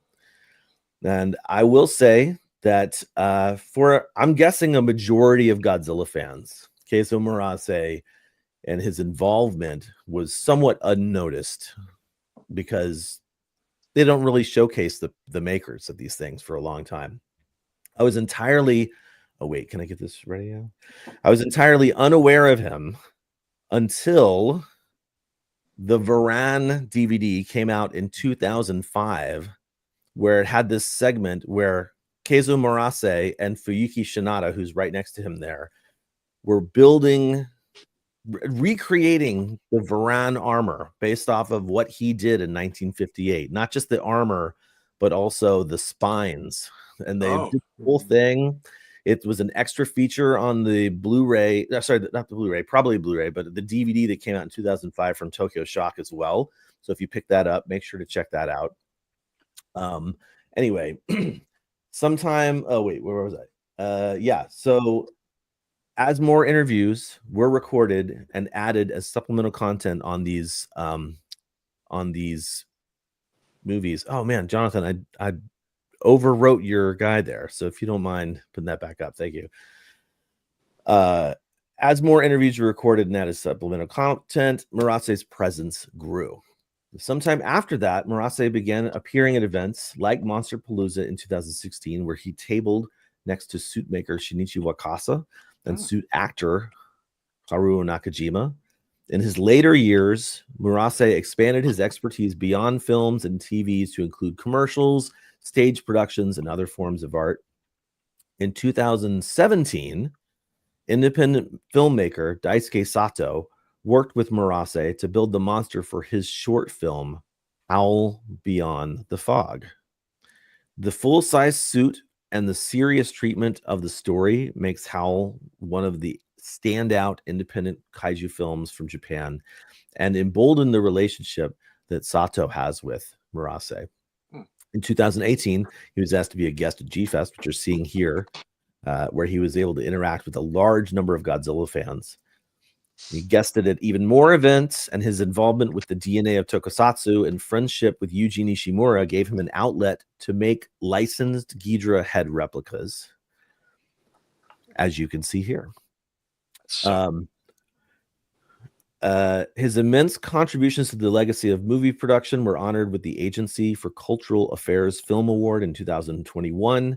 Also in 2021, he began production on his own film, which he would oversee and direct, called Kami no Fude, aka Brush of the Gods. In 2023, he celebrated his 88th birthday with a large turnout of veteran kaiju filmmakers. I think we have a picture of as well, but yeah, like it's one of those things where you see how many people were at the event, and as a kaiju fan, you'd probably be, I know I was saying, oh, I would love to just be in that room. In July of 2024, his film Brush of the Gods was completed and enjoyed a limited engagement run in theaters across Japan. I got to see this in August, I believe. Absolutely loved the movie. And I hope it eventually gets released on home video around the world. It's a cool monster. What's that? It's a cool monster. Yeah, very cool monster. Very cool monster. And actually, because he started out in 1958 at Toho, one of the first movies he worked on was Birth of Japan, and the monster in that is Orochi, the eight-headed dragon. And so he worked on that, and then also decided to bring Orochi back because it's not a licensed IP character. It's an actual mythological creature from Japan's history, you could say. And so anyway, yeah, it's the movie's great, like really, really great. And I was super happy to see it. I can't wait to see it subtitled so I can really understand all the nuance in it. But he directed that film, which is like his swan song, literally, because on October 14th, Murase passed away due to complications from liver cirrhosis, leaving a wake of saddened industry leaders, but an incredible legacy of monsters and memories. Today on Collect All Monsters, we honor this legacy with a tribute to the collectibles of Keizo's Kaiju. And thank you for your contributions, Murase-sama. And we are going to go ahead and ask Leslie Chambers to show us one of his favorite creations from Keizo Murase in collectible form. Yeah, y'all know me. I'm a huge fan of the big hairy big guy that loves women. Of course, King Kong. I understand he had a hand in creating the Kong suit. At least I think the giant arm of King Kong from 1962's King Kong versus Godzilla. Have to be honest here.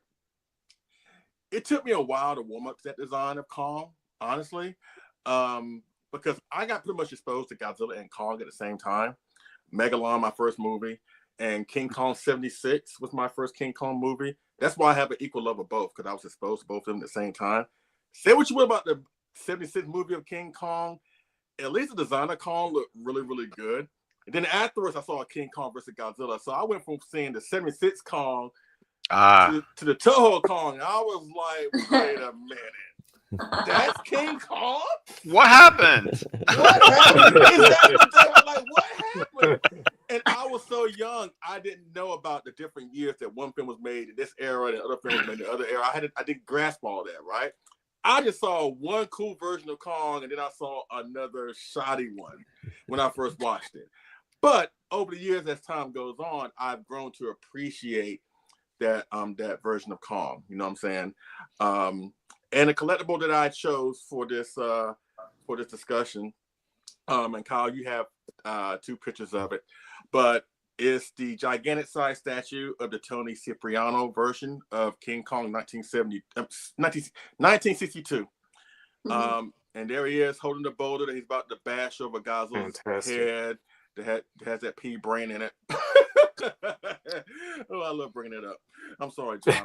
I know that pissed you off. I'm sorry, John.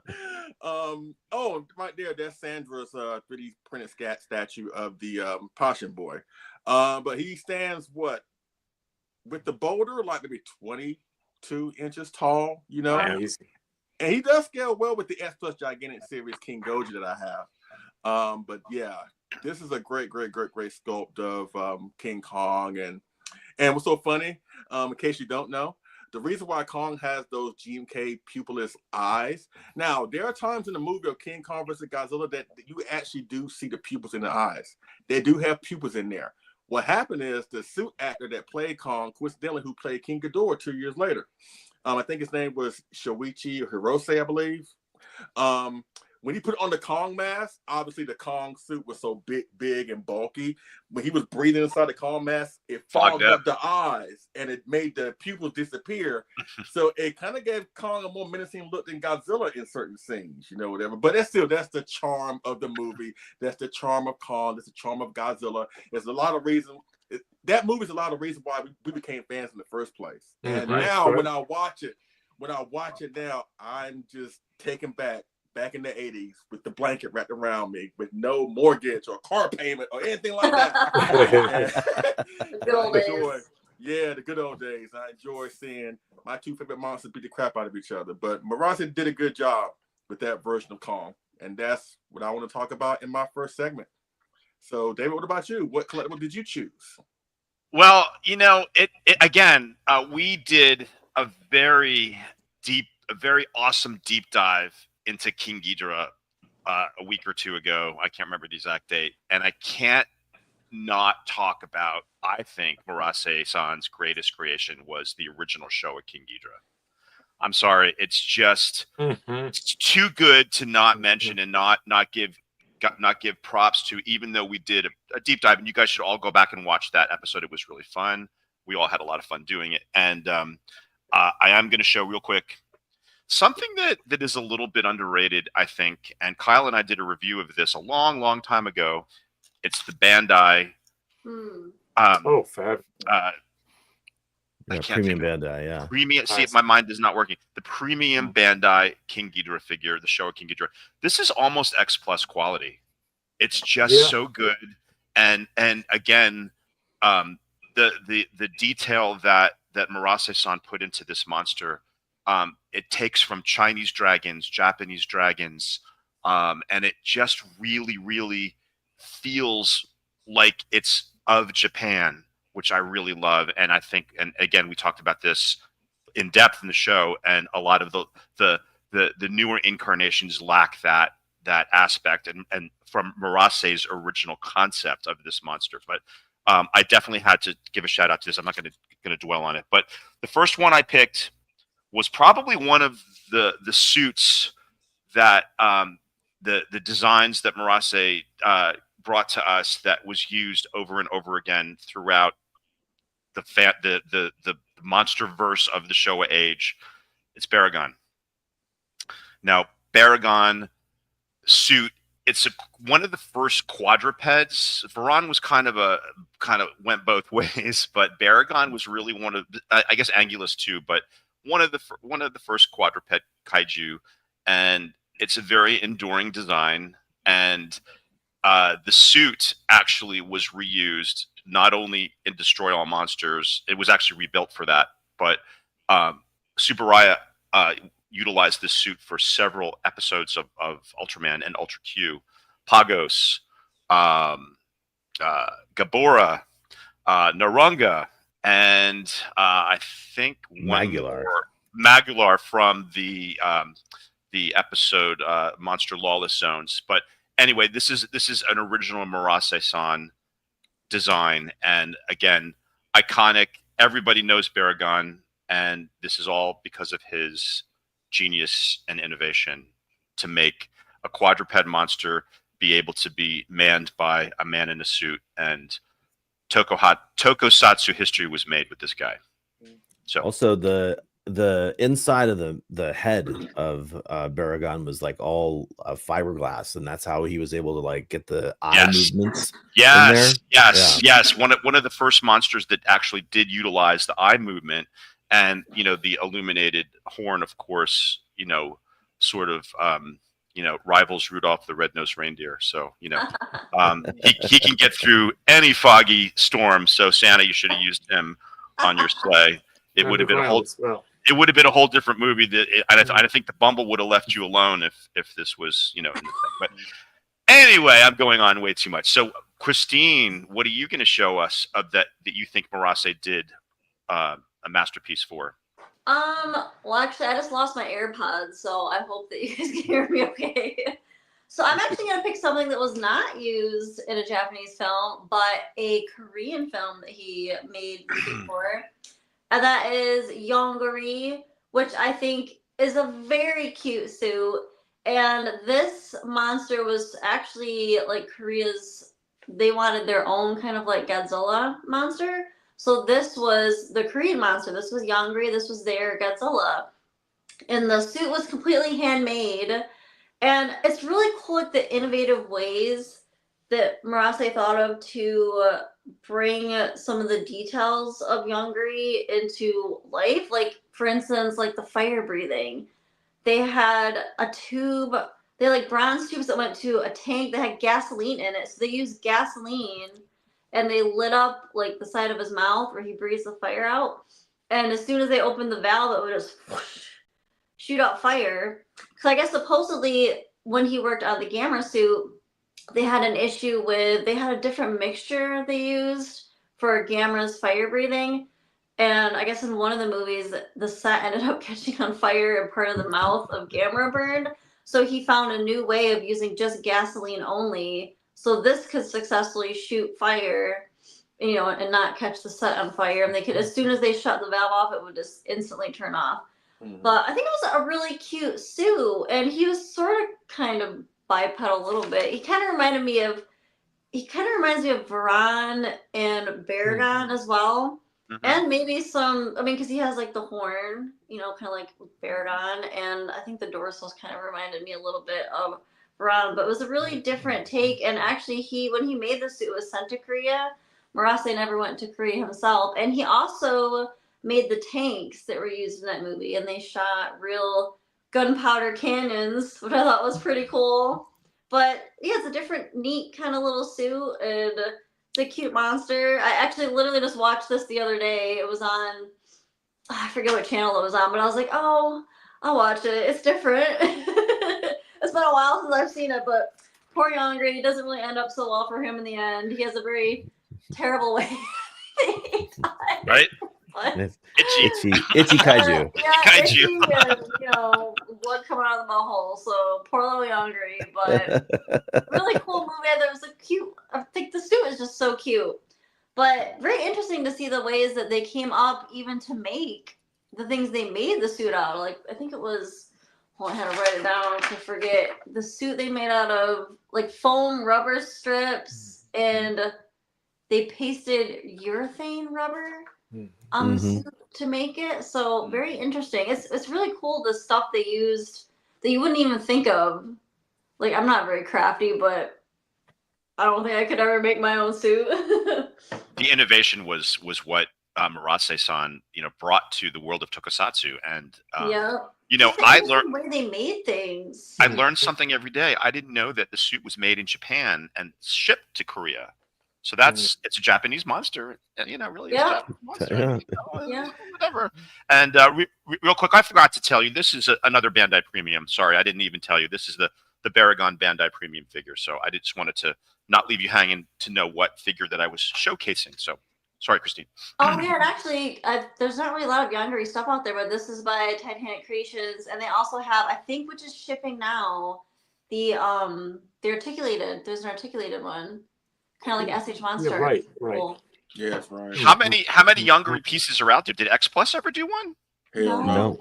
I don't think so. I don't think so. Hell no. I think Titanic Creations is one of the only ones that actually is. Well, they fundraised it, right? They're articulated. Yeah, it was crowdfunded. Yeah.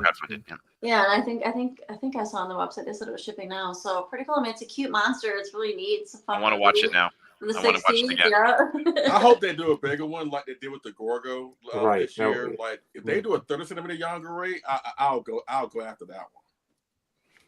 And the ad they did for it was really cool too. All right, well, John, what do you have for your kaiju from Murase-san? Yeah, his influence I wasn't aware of. His work I wasn't aware of until just a few years ago, really. Like Kyle said, the craftsmen, the staff, and all that they get. If you're not looking at the credits and looking at the details, you don't think about how wonderful the workers are, the skills and all the wonderful things they've done behind the scenes. It just gets lost. With that said, he his work was probably the most influential on me because of the film that I'm going to show one of my favorite pieces from. I would not have. Let me put it like this: I've seen this film so many times growing up that, like, this was Godzilla to me probably more than any other Godzilla film. It was Ebra, Heart of Deep, or Godzilla versus the Sea Monster.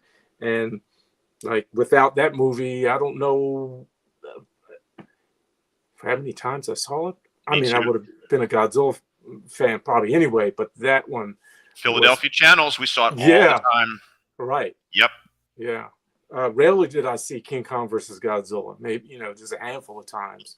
But with that said, the X Plus favorite sculptors line, I took off some of the tentacles so I don't lose them. But just beautiful representation from the film of Ebra. That's a regret. Highly underrated. Highly underrated film. Highly underrated. We all agree on that. We all agree on that, I think. Just an amazing. I wish I just had the Godzilla could just be pulled apart from Ebra, just to have them be able to pair away and use them in photography. Just an amazing representation of the Ueno arts, right? Yeah. Oh, Kaiju Freaks. Oh, okay. Thank you. So that thing's awesome. It is. Awesome. It is really. It is really awesome. And so Murase-san did that Godzilla or Ebra or both? Ebra. The Ebra. Oh, he did Ebra. Yeah. Again, underrated monster, underrated movie, underrated score, underrated everything. And like John said, that was an integral film in me being a Godzilla fan. And I know exactly what you're saying because it molded my view of Godzilla. It's just fun, and Godzilla. And although, Leslie, I think you mentioned this, that was supposed to be a King Kong film. And Godzilla acts very Kong-like in this movie, which I really enjoyed. I liked it. He actually noticed humans for the first time throwing rocks, and his monster, and of course his monster didn't have any rays or any lasers or anything. It was just a giant lobster crab thing, whatever he was. But again, just fun. The suit, has seen better days, but that's okay. And I just want to tell you guys real quick, I watched the Red Menace reconstruction of it recently, and it just brought back all the feels. It had the original Titra dubbing, and again, that's what I remember as a kid. And it just, I almost got choked up watching it because seeing it in that form, I want to own it. I want a physical copy of that so I can just put it in anytime I want. I mean, I can watch another thing, but it's not the same thing. I want a physical copy of that. I'm going to see if I can get one somehow. But sorry, I totally took over. Sorry.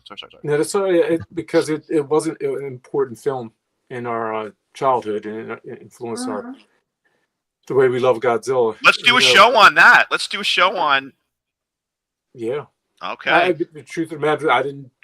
That's the Godzilla I preferred over mostly Godzilla. Yeah, in 2 years, 2026. Well, I'm not saying that, John. I never said that. No, in terms of character, the one I wanted, was Godzilla was going to be an ally and fight for the Earth. I like them equally as much for different reasons. I'm just saying. Kyle, back to you. I don't need to take any more time.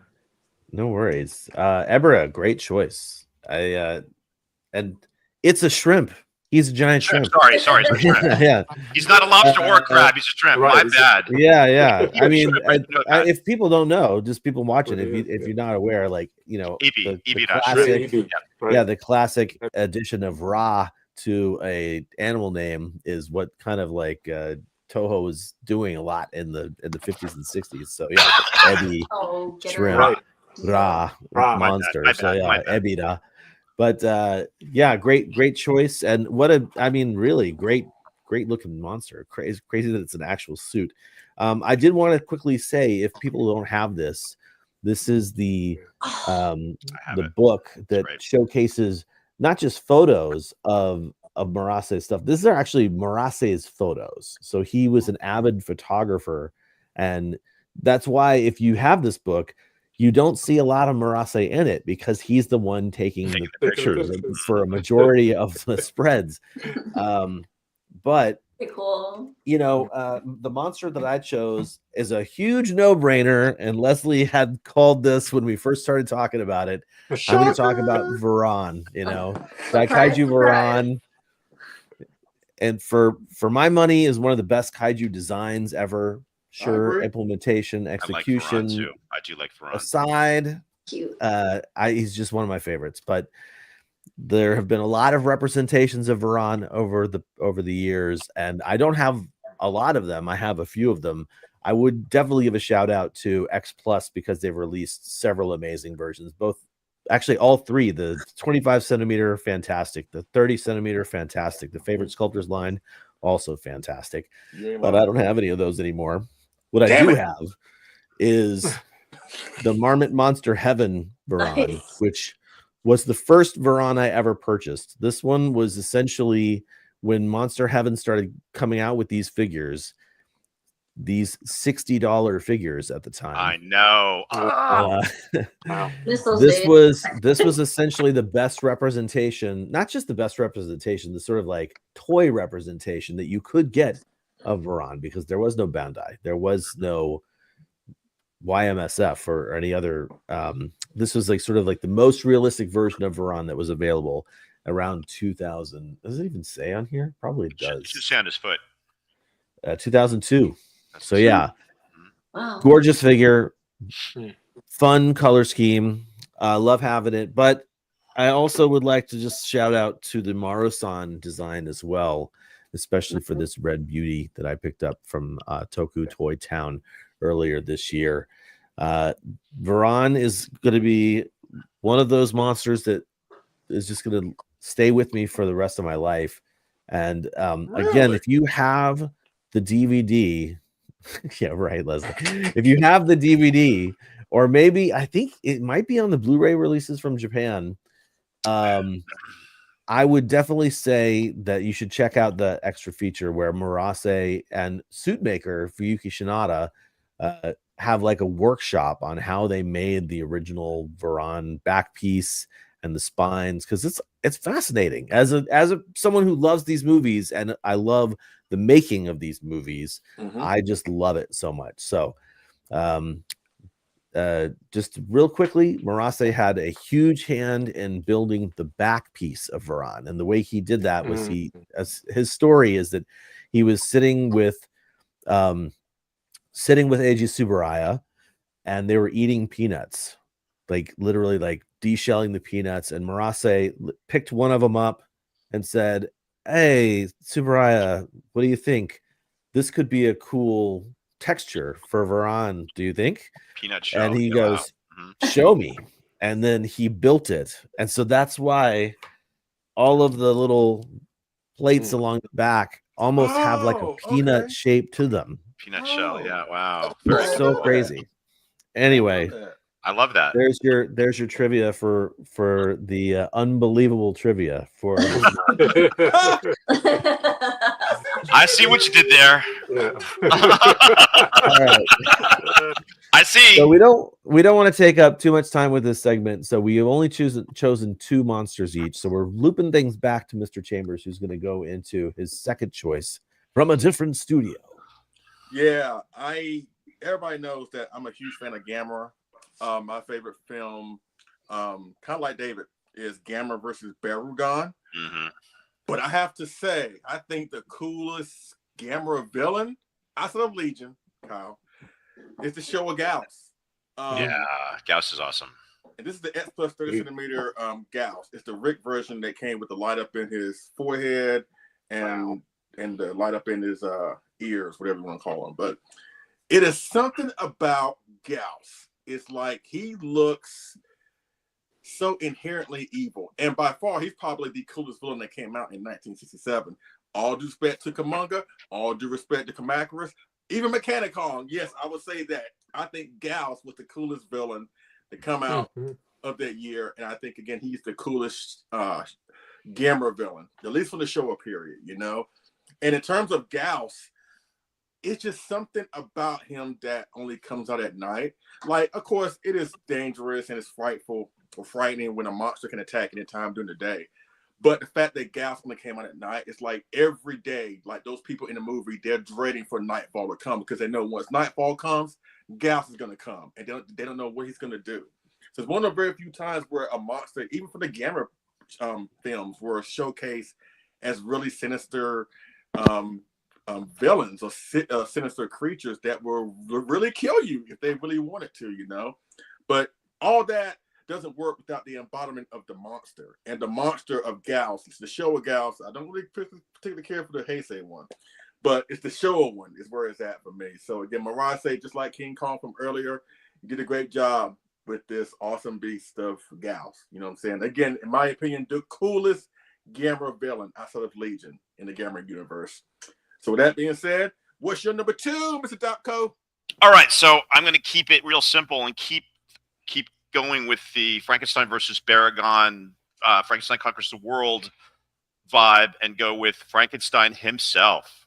Awesome. So the concept, and I'm not sure if he did the actual makeup, but the concept for the makeup for this monster is a Murase-san creation, and it's kind of innovative, I think. You know, he had to this boy had to evolve into a radioactive giant monster and still retain some human features and so you can feel some empathy for this monster.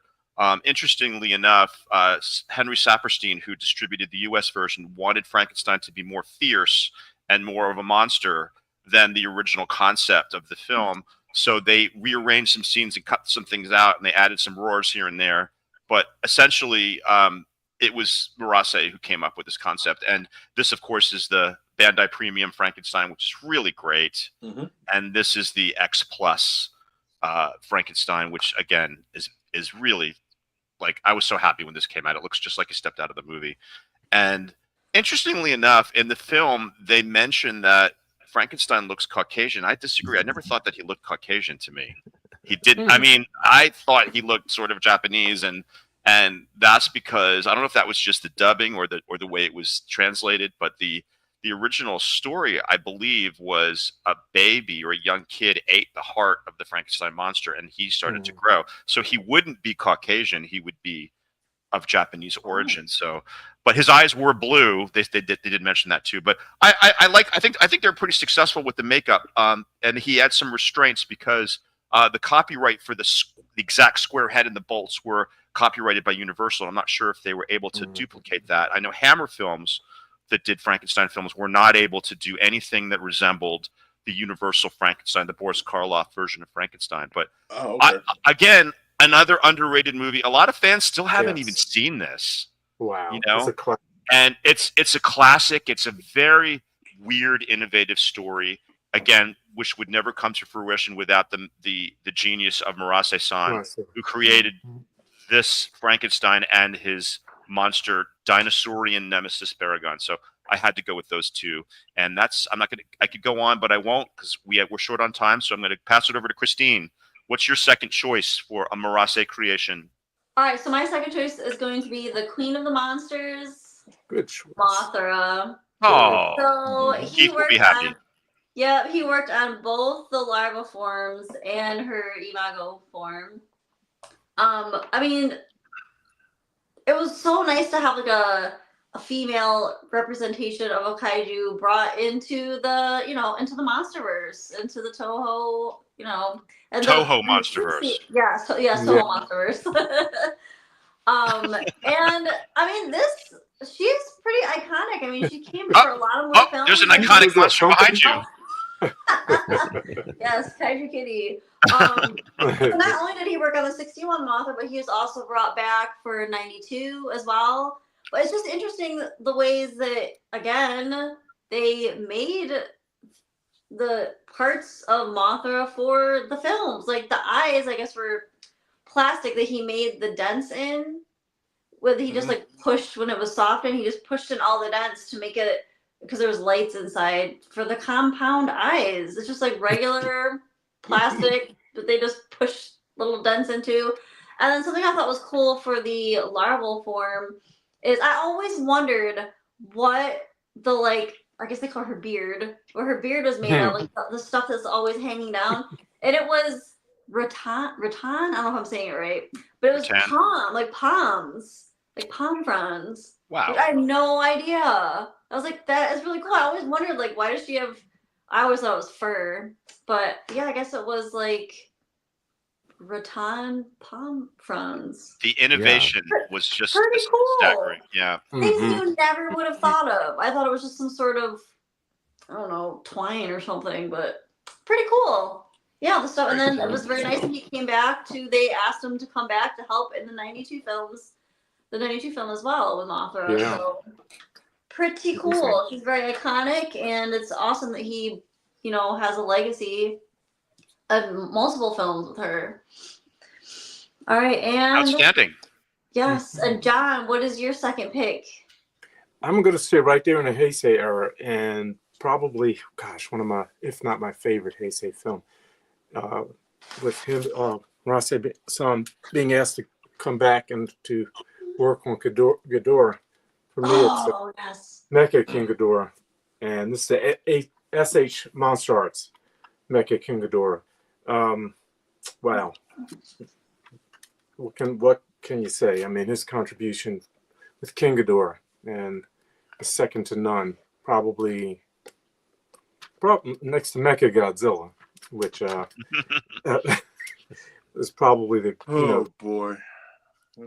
way surpassing Kong, by a mile, as the greatest rival to Godzilla.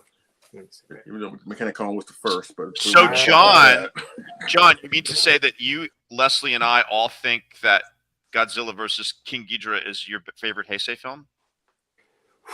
Very close. It's tough.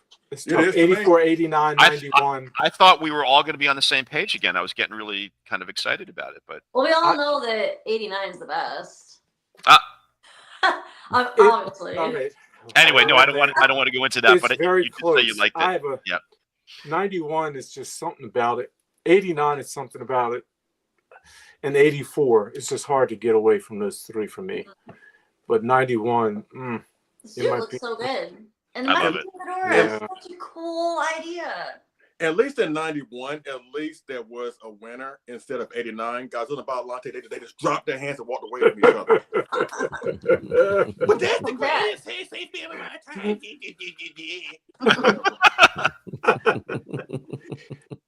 Kyle, what you got? Go ahead, whatever. but he left. Oh, his you just mark. cut him off. He left his mark. He did. Left his mark. I mean, from the Showa era to Heisei and all the way forward. I mean, 70 years of amazing contributions, never to be forgotten. Left a deep impression on us all. Amen. to Kyle. Thank you. Thank you, sir. So, wrapping up this segment, essentially, Roxy wants me to make sure to tell you guys that, as I mentioned at sort of at beginning-ish of the segment, go ahead.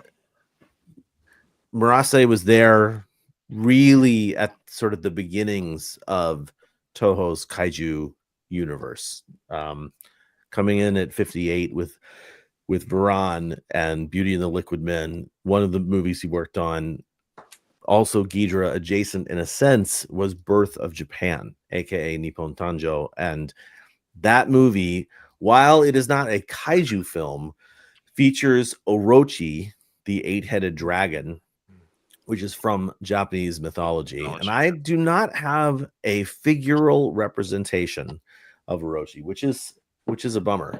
But what I can do real quick is share the actual props that were on display at Wonder Festival in that's for the new film, right? Summer, That's his latest film. including the actual Orochi puppet suit prop, which was stunning in person, absolutely gorgeous in person. I've already talked about how much I love the movie. This was before I saw it. want to watch it so bad. It's absolutely, I mean, so it is an independent film without a doubt. I mean, basically, it's amazingly done. There's some weirdness in there, just like every independent film, but just to be perfectly honest, like it hits on so many notes that you love and will remember from kaiju films throughout the legacy of these movies. And I really hope it does come out in America. I did go to the theater to see it, as I mentioned before. Stop trying to repeat myself. But what I came away with from the theater was a representation of Orochi in the form of an acrylic stand. So this is my Orochi that I have in my collection. While I can't have the actual figure of this monster from the movie, this is the best thing that I could get, because that's all they had. Sidebar, real quick. There is Brush of the Gods. Brush of the Gods, yeah. Oh. Yeah, Kami no Fude, Brush of the Gods. As a sidebar, if you are dying to get yourself an Orochi figure, there is a new release from a company also called Spiral Toys, but not associated with Spiral Studios that we showed off earlier. Sort of independent guy here in Japan who's working with Shima X, and they have their own Orochi, which is a Sofubi piece, but it is huge. I mean, it is like this large with all the necks sort of like winding around each other. Totally worth checking out. At some point, I think we're going to have an interview with the Shima X representative, and they're going to talk to us all about the production of that. But yeah, I saw it at Super Festival when I first got here, and I was blown away by it. And I know they've got John Drain got one as well, so he posted about that in the Facebook group. Anyway, Orochi, the 8-headed dragon, such a legacy character from Japanese mythology. Happy to have it in my collection, and of course, speaking for the whole group here, we are, I think most of us were able to meet Murase, right? Were we all able to meet Murase? Never got to meet him. No, you didn't get to meet him? Oh man, bummer. But he was very, very warm, very friendly, and just super fun. The one story I will share about him was from when I moderated the panel at G-Fest, which they did at Dojo Studios. Just before the panel, we were hanging out sort of backstage. We were waiting for Murase to show up, and he runs in. This, like, he would have been 85 at the time, something like that. Yeah. He runs in behind all the, the staging and everything like that, and he puts on a suit. And I'm not talking about like a nice button-up suit, which he did also have on underneath. He actually put on the Mighty Peking Man suit. That's right, he did. he zipped it up. Wow. Somewhere in my photos, I couldn't find it, but somewhere in my photos, I have a photo of him without the mask on, but with the first suit on. Oh, I've seen that one. And then I've seen that photo. he Yeah, put it's the great. mask on and then ran out and terrorized the front row of the convention goers before the panel. Incredible. It was so freaking funny. That's next And level awesome. It was one of those things where he basically, that's a different movie, Rodriguez. He had the crowd eating out of the palm of his hand. He was like so youthful, and I think we could all aspire to be so wonderfully joyous when we get old like that, because man, he's just such a delight to have in the same room. Joyous. And let's just give a shout out to all of the fans out there, including us, who decided that we need to revere these people and give them the credit that they deserved for many years. And I think that if it wasn't for the fans, Nakajima-san never would have had the golden years spent meeting with fans who he was an inspiration to, and he part of their childhood. And the fact that these guys, these men and women who actors and suit actors and creators are being revered now, I think that's the greatest thing ever, because again, I say this every show, it all comes down to the films. For me, I wouldn't collect any of this stuff, as cool as it is, if I didn't have a memory, a wonderful childhood memory attached to it. Exactly. And again, there's nothing wrong with buying it because it is cool, but for me, it comes from the memories, and the memories were created by these artisans who, they're not with us. They're not going to be, the ones that are left aren't going to be with us too much longer. So we really need to make sure that we see them as much as we can and revere them and give them the props that they deserve. So I just wanted to end it with that. Yeah, for sure. Well said, sir. Thank you. Well said. Well, thank you for sticking around with us while we waxed poetic about Murase-san and his incredible legacy. We are moving on to some interesting little tidbits to wrap up the show. I believe we have a giveaway and also our collector moment. So awesome. Cool. If our monster collector mods want to join us on screen, help me. This is now the time where you jump in the backstage again. I think what I'll do is I'll ask Christine to show off the giveaway. Oh, cool. Yes, I have it right here.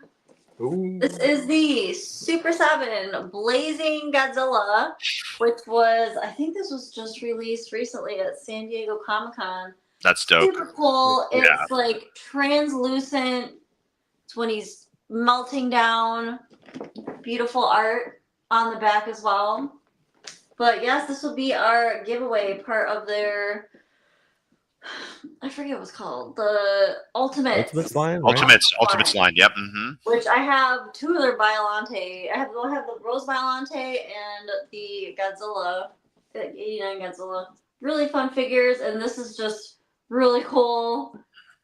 I love that it's translucent orange, and then it has all the interchangeable pieces. So like the head, the open mouth, clenched hands, open hands, really cool. And thank you to Super 7 for making these awesome toys that we are able to give away on our amazing show.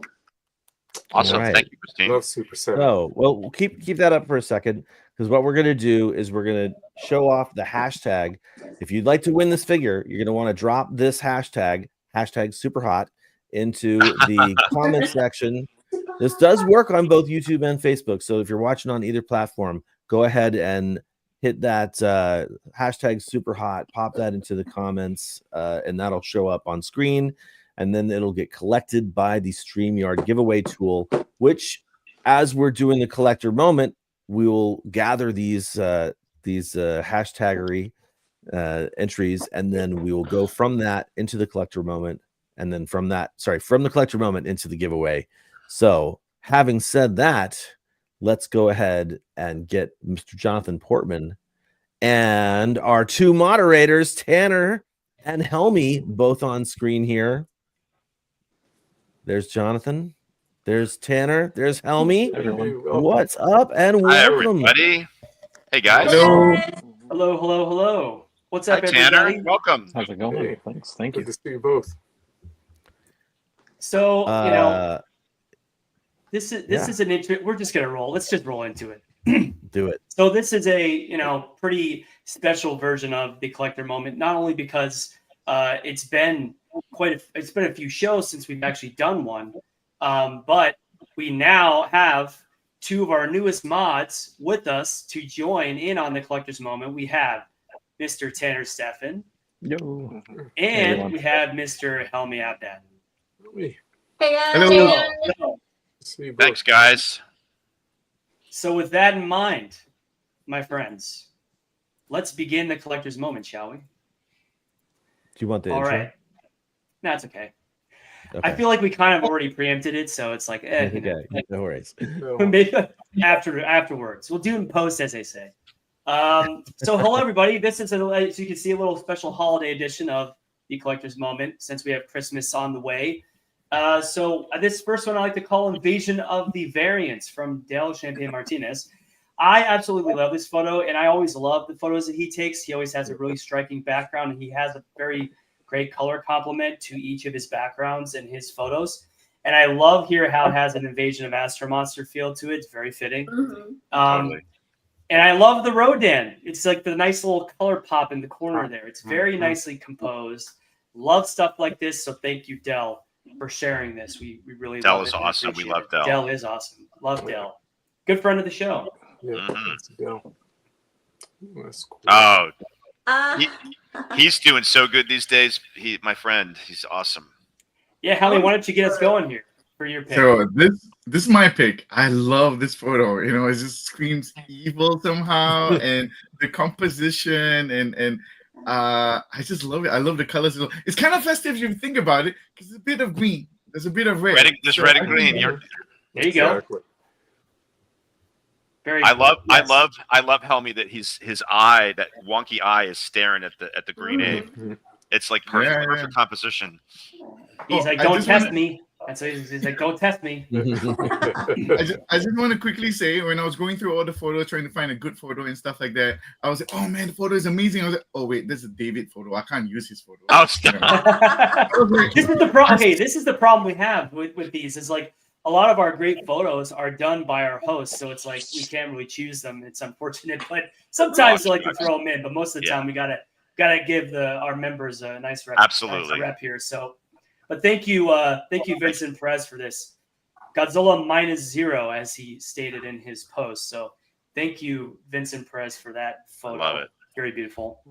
And next up, Tanner, why don't you give us a little bit of background on this one? One, it's the 70th anniversary for 54, so like already hitting a lot of marks, but I just love the varying Safubi here. We have a signed M154, we've got a custom storyboard, we have the Anraku Glitter 54, and we've got that wonderful glow. I really like the different variation of 54 Safubi and representation. It's just a wonderful way to show the how different Safubi can be and how articulated, I guess, each sculpt can be and how different they can be. It's just, I love comparing how different each sculptor can make their pieces. So great choice. Beautiful. Great choice. And I gotta say, Jim always has an eclectic, very vibrant group of figures. And I will say that knots, my goodness, that is wild. Psychedelic. Very psychedelic. Kind of digging it. I love the chrome sort of like finish on it. Looks really cool. All right, moving along. Let's see who we got. Ooh. Okay, so these figures. Wow. Yeah, I mean, right? Yes. Talk about having a collection so of the good Urban together. Aztec Godzilla. My Aztec. goodness. Wow. Julian, you are a hero for Mondo because you have all of the variants. I'm pretty sure that's all of them right now. Wow. And I'm pretty sure you probably have the Ghidra one too. I don't know. That's maybe. amazing. But seeing them all together, it's really interesting. Like especially the way they're composed with the color. I love the symmetry of it, but like it makes me appreciate seeing them all lined up like this. It makes me appreciate all the details, the finer details that you can pick up because you're seeing double of it. So you're kind of like, oh, I never noticed like the mouth on the kneecaps and like just little kind of subtle things that I never would have seen before. I just love stuff like that. So thank you, Julian, for posting this. It's a great photo. It's a great composition. Really cool to see them all together so you can see the different, like you just said, Jonathan. I mean, I never really clocked so many what they were all doing. So And I really love cool to see. I love the addition of the Central American, South American blanket on there too, to sort of like emphasize the Aztec aspect of these awesome figures. So very good, nice work, man. Great call, David. Great call. Absolutely. Yep. I knew there was a reason. There was something that was drawing me to it. It's just a little something extra to make it like really pop. So And it has like all the colors of them in there too. It does. Cool. It really does. Absolutely beautiful. So thank you, Julian. And now moving quite on. Oh, here we go. Helmy. Oh yeah. There's another photo I just love because the colors again, red and green, it's in theme and stuff like that. And I've always loved the Duppy face. I just had to choose this one. So congrats on this one, Cortland. I love this. Yeah. Cortland is a huge fan of Pigmon Garamon. He loves. He's got probably the most definitive collection of anybody that I know of this monster. It's super cool to see the different variations on sculpts of Pigmon because I feel like when my brain thinks of Pigmon or Garamon Sofubi, I immediately jump to the Bullmark Marusan M1 look, and so seeing these variations on that is wonderful. The only one that I recognize is the red one on the end, and that's a Yamamark. I actually have that one too, but I'm not familiar with the other two. I like the green. The green one's really kind of cool. The green one looks so sad. He looks so disappointed. Well, I mean, this monster has a sad history, right? Yeah. The green one's my favorite one as well. Yeah. Me too. I love the green one. Dude, Cortland has some great stuff. I always love seeing Cortland photos and Cortland stuff. So thank you, Cortland, for posting this. Great photo, great variants. Ooh, okay, Tanner, take it away. My goodness. So what really struck me out with this one is that this is basically a 2024, like in a nutshell. I do believe that Ghidorah was released this year as well, but everything else was released, shown off this year, and it kind of just shows the wonderful, variety of 2024 Sofubi. We've got two spectacular Mondo releases here in the center. We have the T-base Destroya, and then that beautiful, I believe it's yellow, orange. My eyes kind of can't see the colors. Ghidorah there on the end from Marusan the 450, and it's just, I just love the variation and showing how, Sofubi's been around for forever, but how much it still is changing and how just unique everyone is just making their sculpts, and it is just wonderful to look at for me personally. Indeed. Also, that Destroya being huge. That Destroya is just massive. Holy cow! Beautiful. Yes. It's interesting. It really is, and it's funny because like Destroya is already so big, but like having a Sofubi that's that beefy is like pretty fitting. And I will say, I believe David Partridge. I believe this is David's first time on the Collector Moment. I know sometimes we have some duplicates and stuff. So David, congrats on being showcased for the first time. Box Day Blitz. Thank you, sir. That sure is a Box Day Blitz. Yeah, wow. Yeah. All right, Helmy. Nice. Beautiful. This is a shout out to John Drain. I love this guy and I love this photo. So again, keeps in theme. I just want to quickly say, Leslie, I'm so sorry. I tried to find a realistic sculpt picture, right? Disclaimer. Helmy's got a disclaimer. I don't want to hear that garbage. Don't give Hey, he was thinking of you. He was thinking of you. Don't give me that crap. I mean, the first one was realistic sculpt. Buy me a hamburger if you want to think of me. Buy me a Chick-fil-A sandwich. Buy me some Popeye's chicken. I'm fine with that. Oh, God. But again, I love this photo. I just love the theme of it. And I love the fact that the colors of the figure kind of matches what he has in the background and all that. So congrats on John. I really like this photo as well.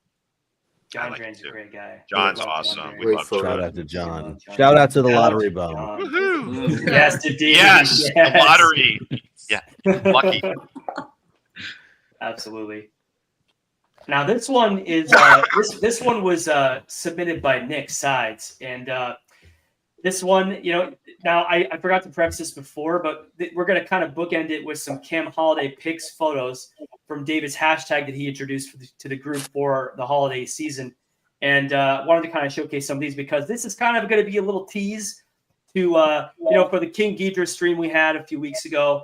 I made a little video montage with all of the photos from the hashtag. Oh, nice. That everyone submitted. So I'm going to do the same thing with this one for after the holidays. So that's kind of how we're going to approach this. But this is just a nice little tease for that. So thank you, John Logan, for this. We love John Logan. Like Godzilla holiday lineup here. I love it. Nice. John's been around for a while, and I love that he put Nosferatu in there because that film was released on Christmas Day, the new one. So that's a little nod to that. So thank you, John, for reminding me to get my ticket.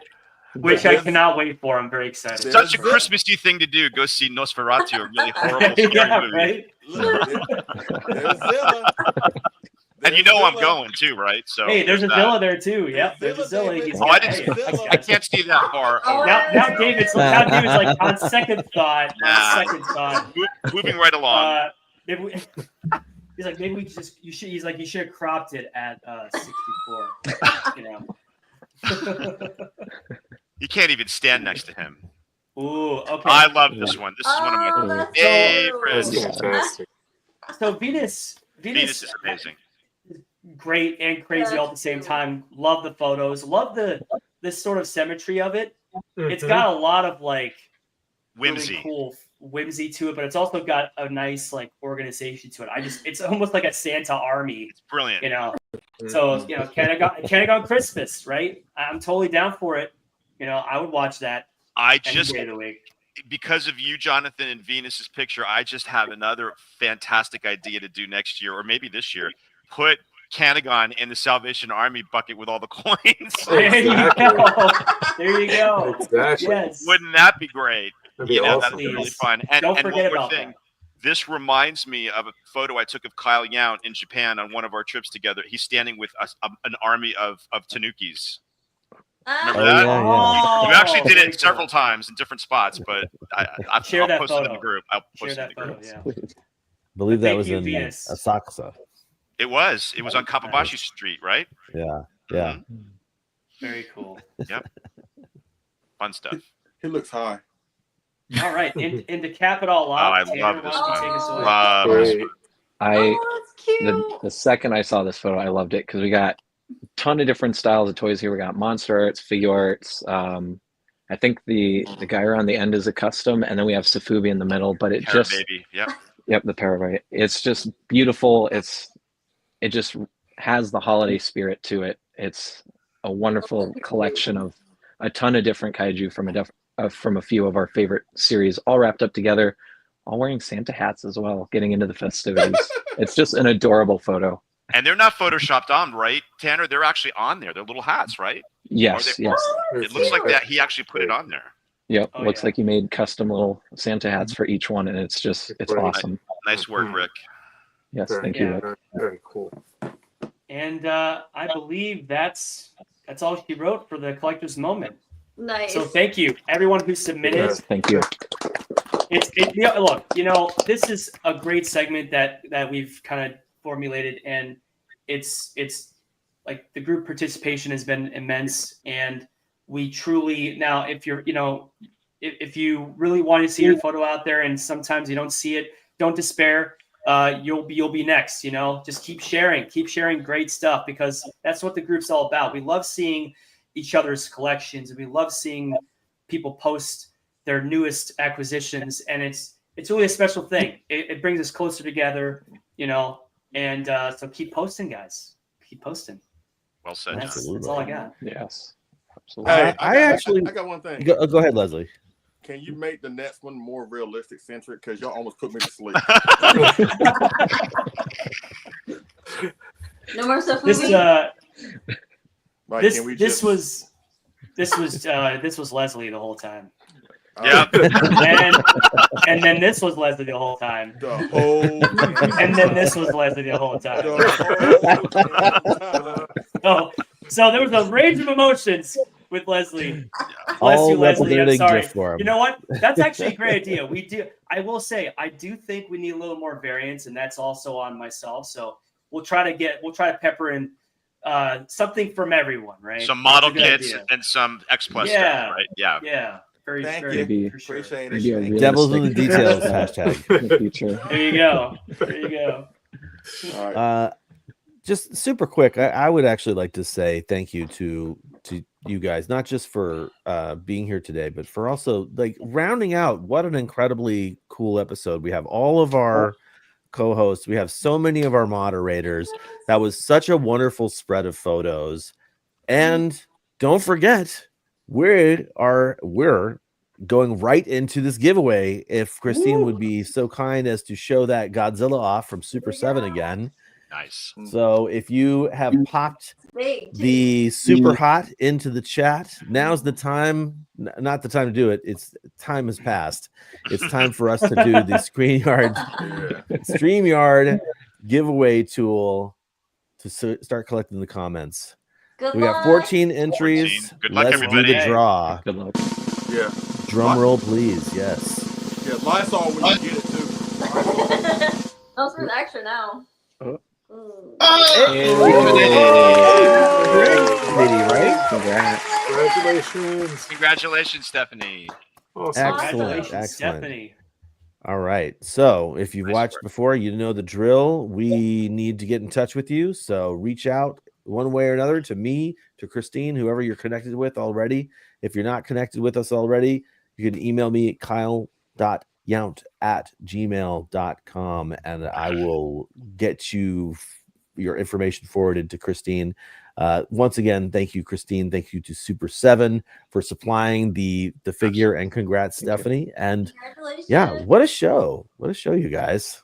Merry Christmas. Merry Christmas to everybody. Happy holidays. Merry Christmas. Happy There's Stephanie. All the good stuff. Congrats, Stephanie. And again, let's remember to do our little photos of the 3 things that we're looking for. You never know, somebody might be able to point you in the right direction to get the thing that you're asking that you really want this holiday season. That's right. It all goes down in the Collect All Monsters Monster Collectors Facebook group. Go ahead, if that's your thing, please join us. We love to have people hang out and show us. I mean, it is like, seriously, it's all about the collectibles and sometimes about the movies in the group, and it's a wonderful place to be.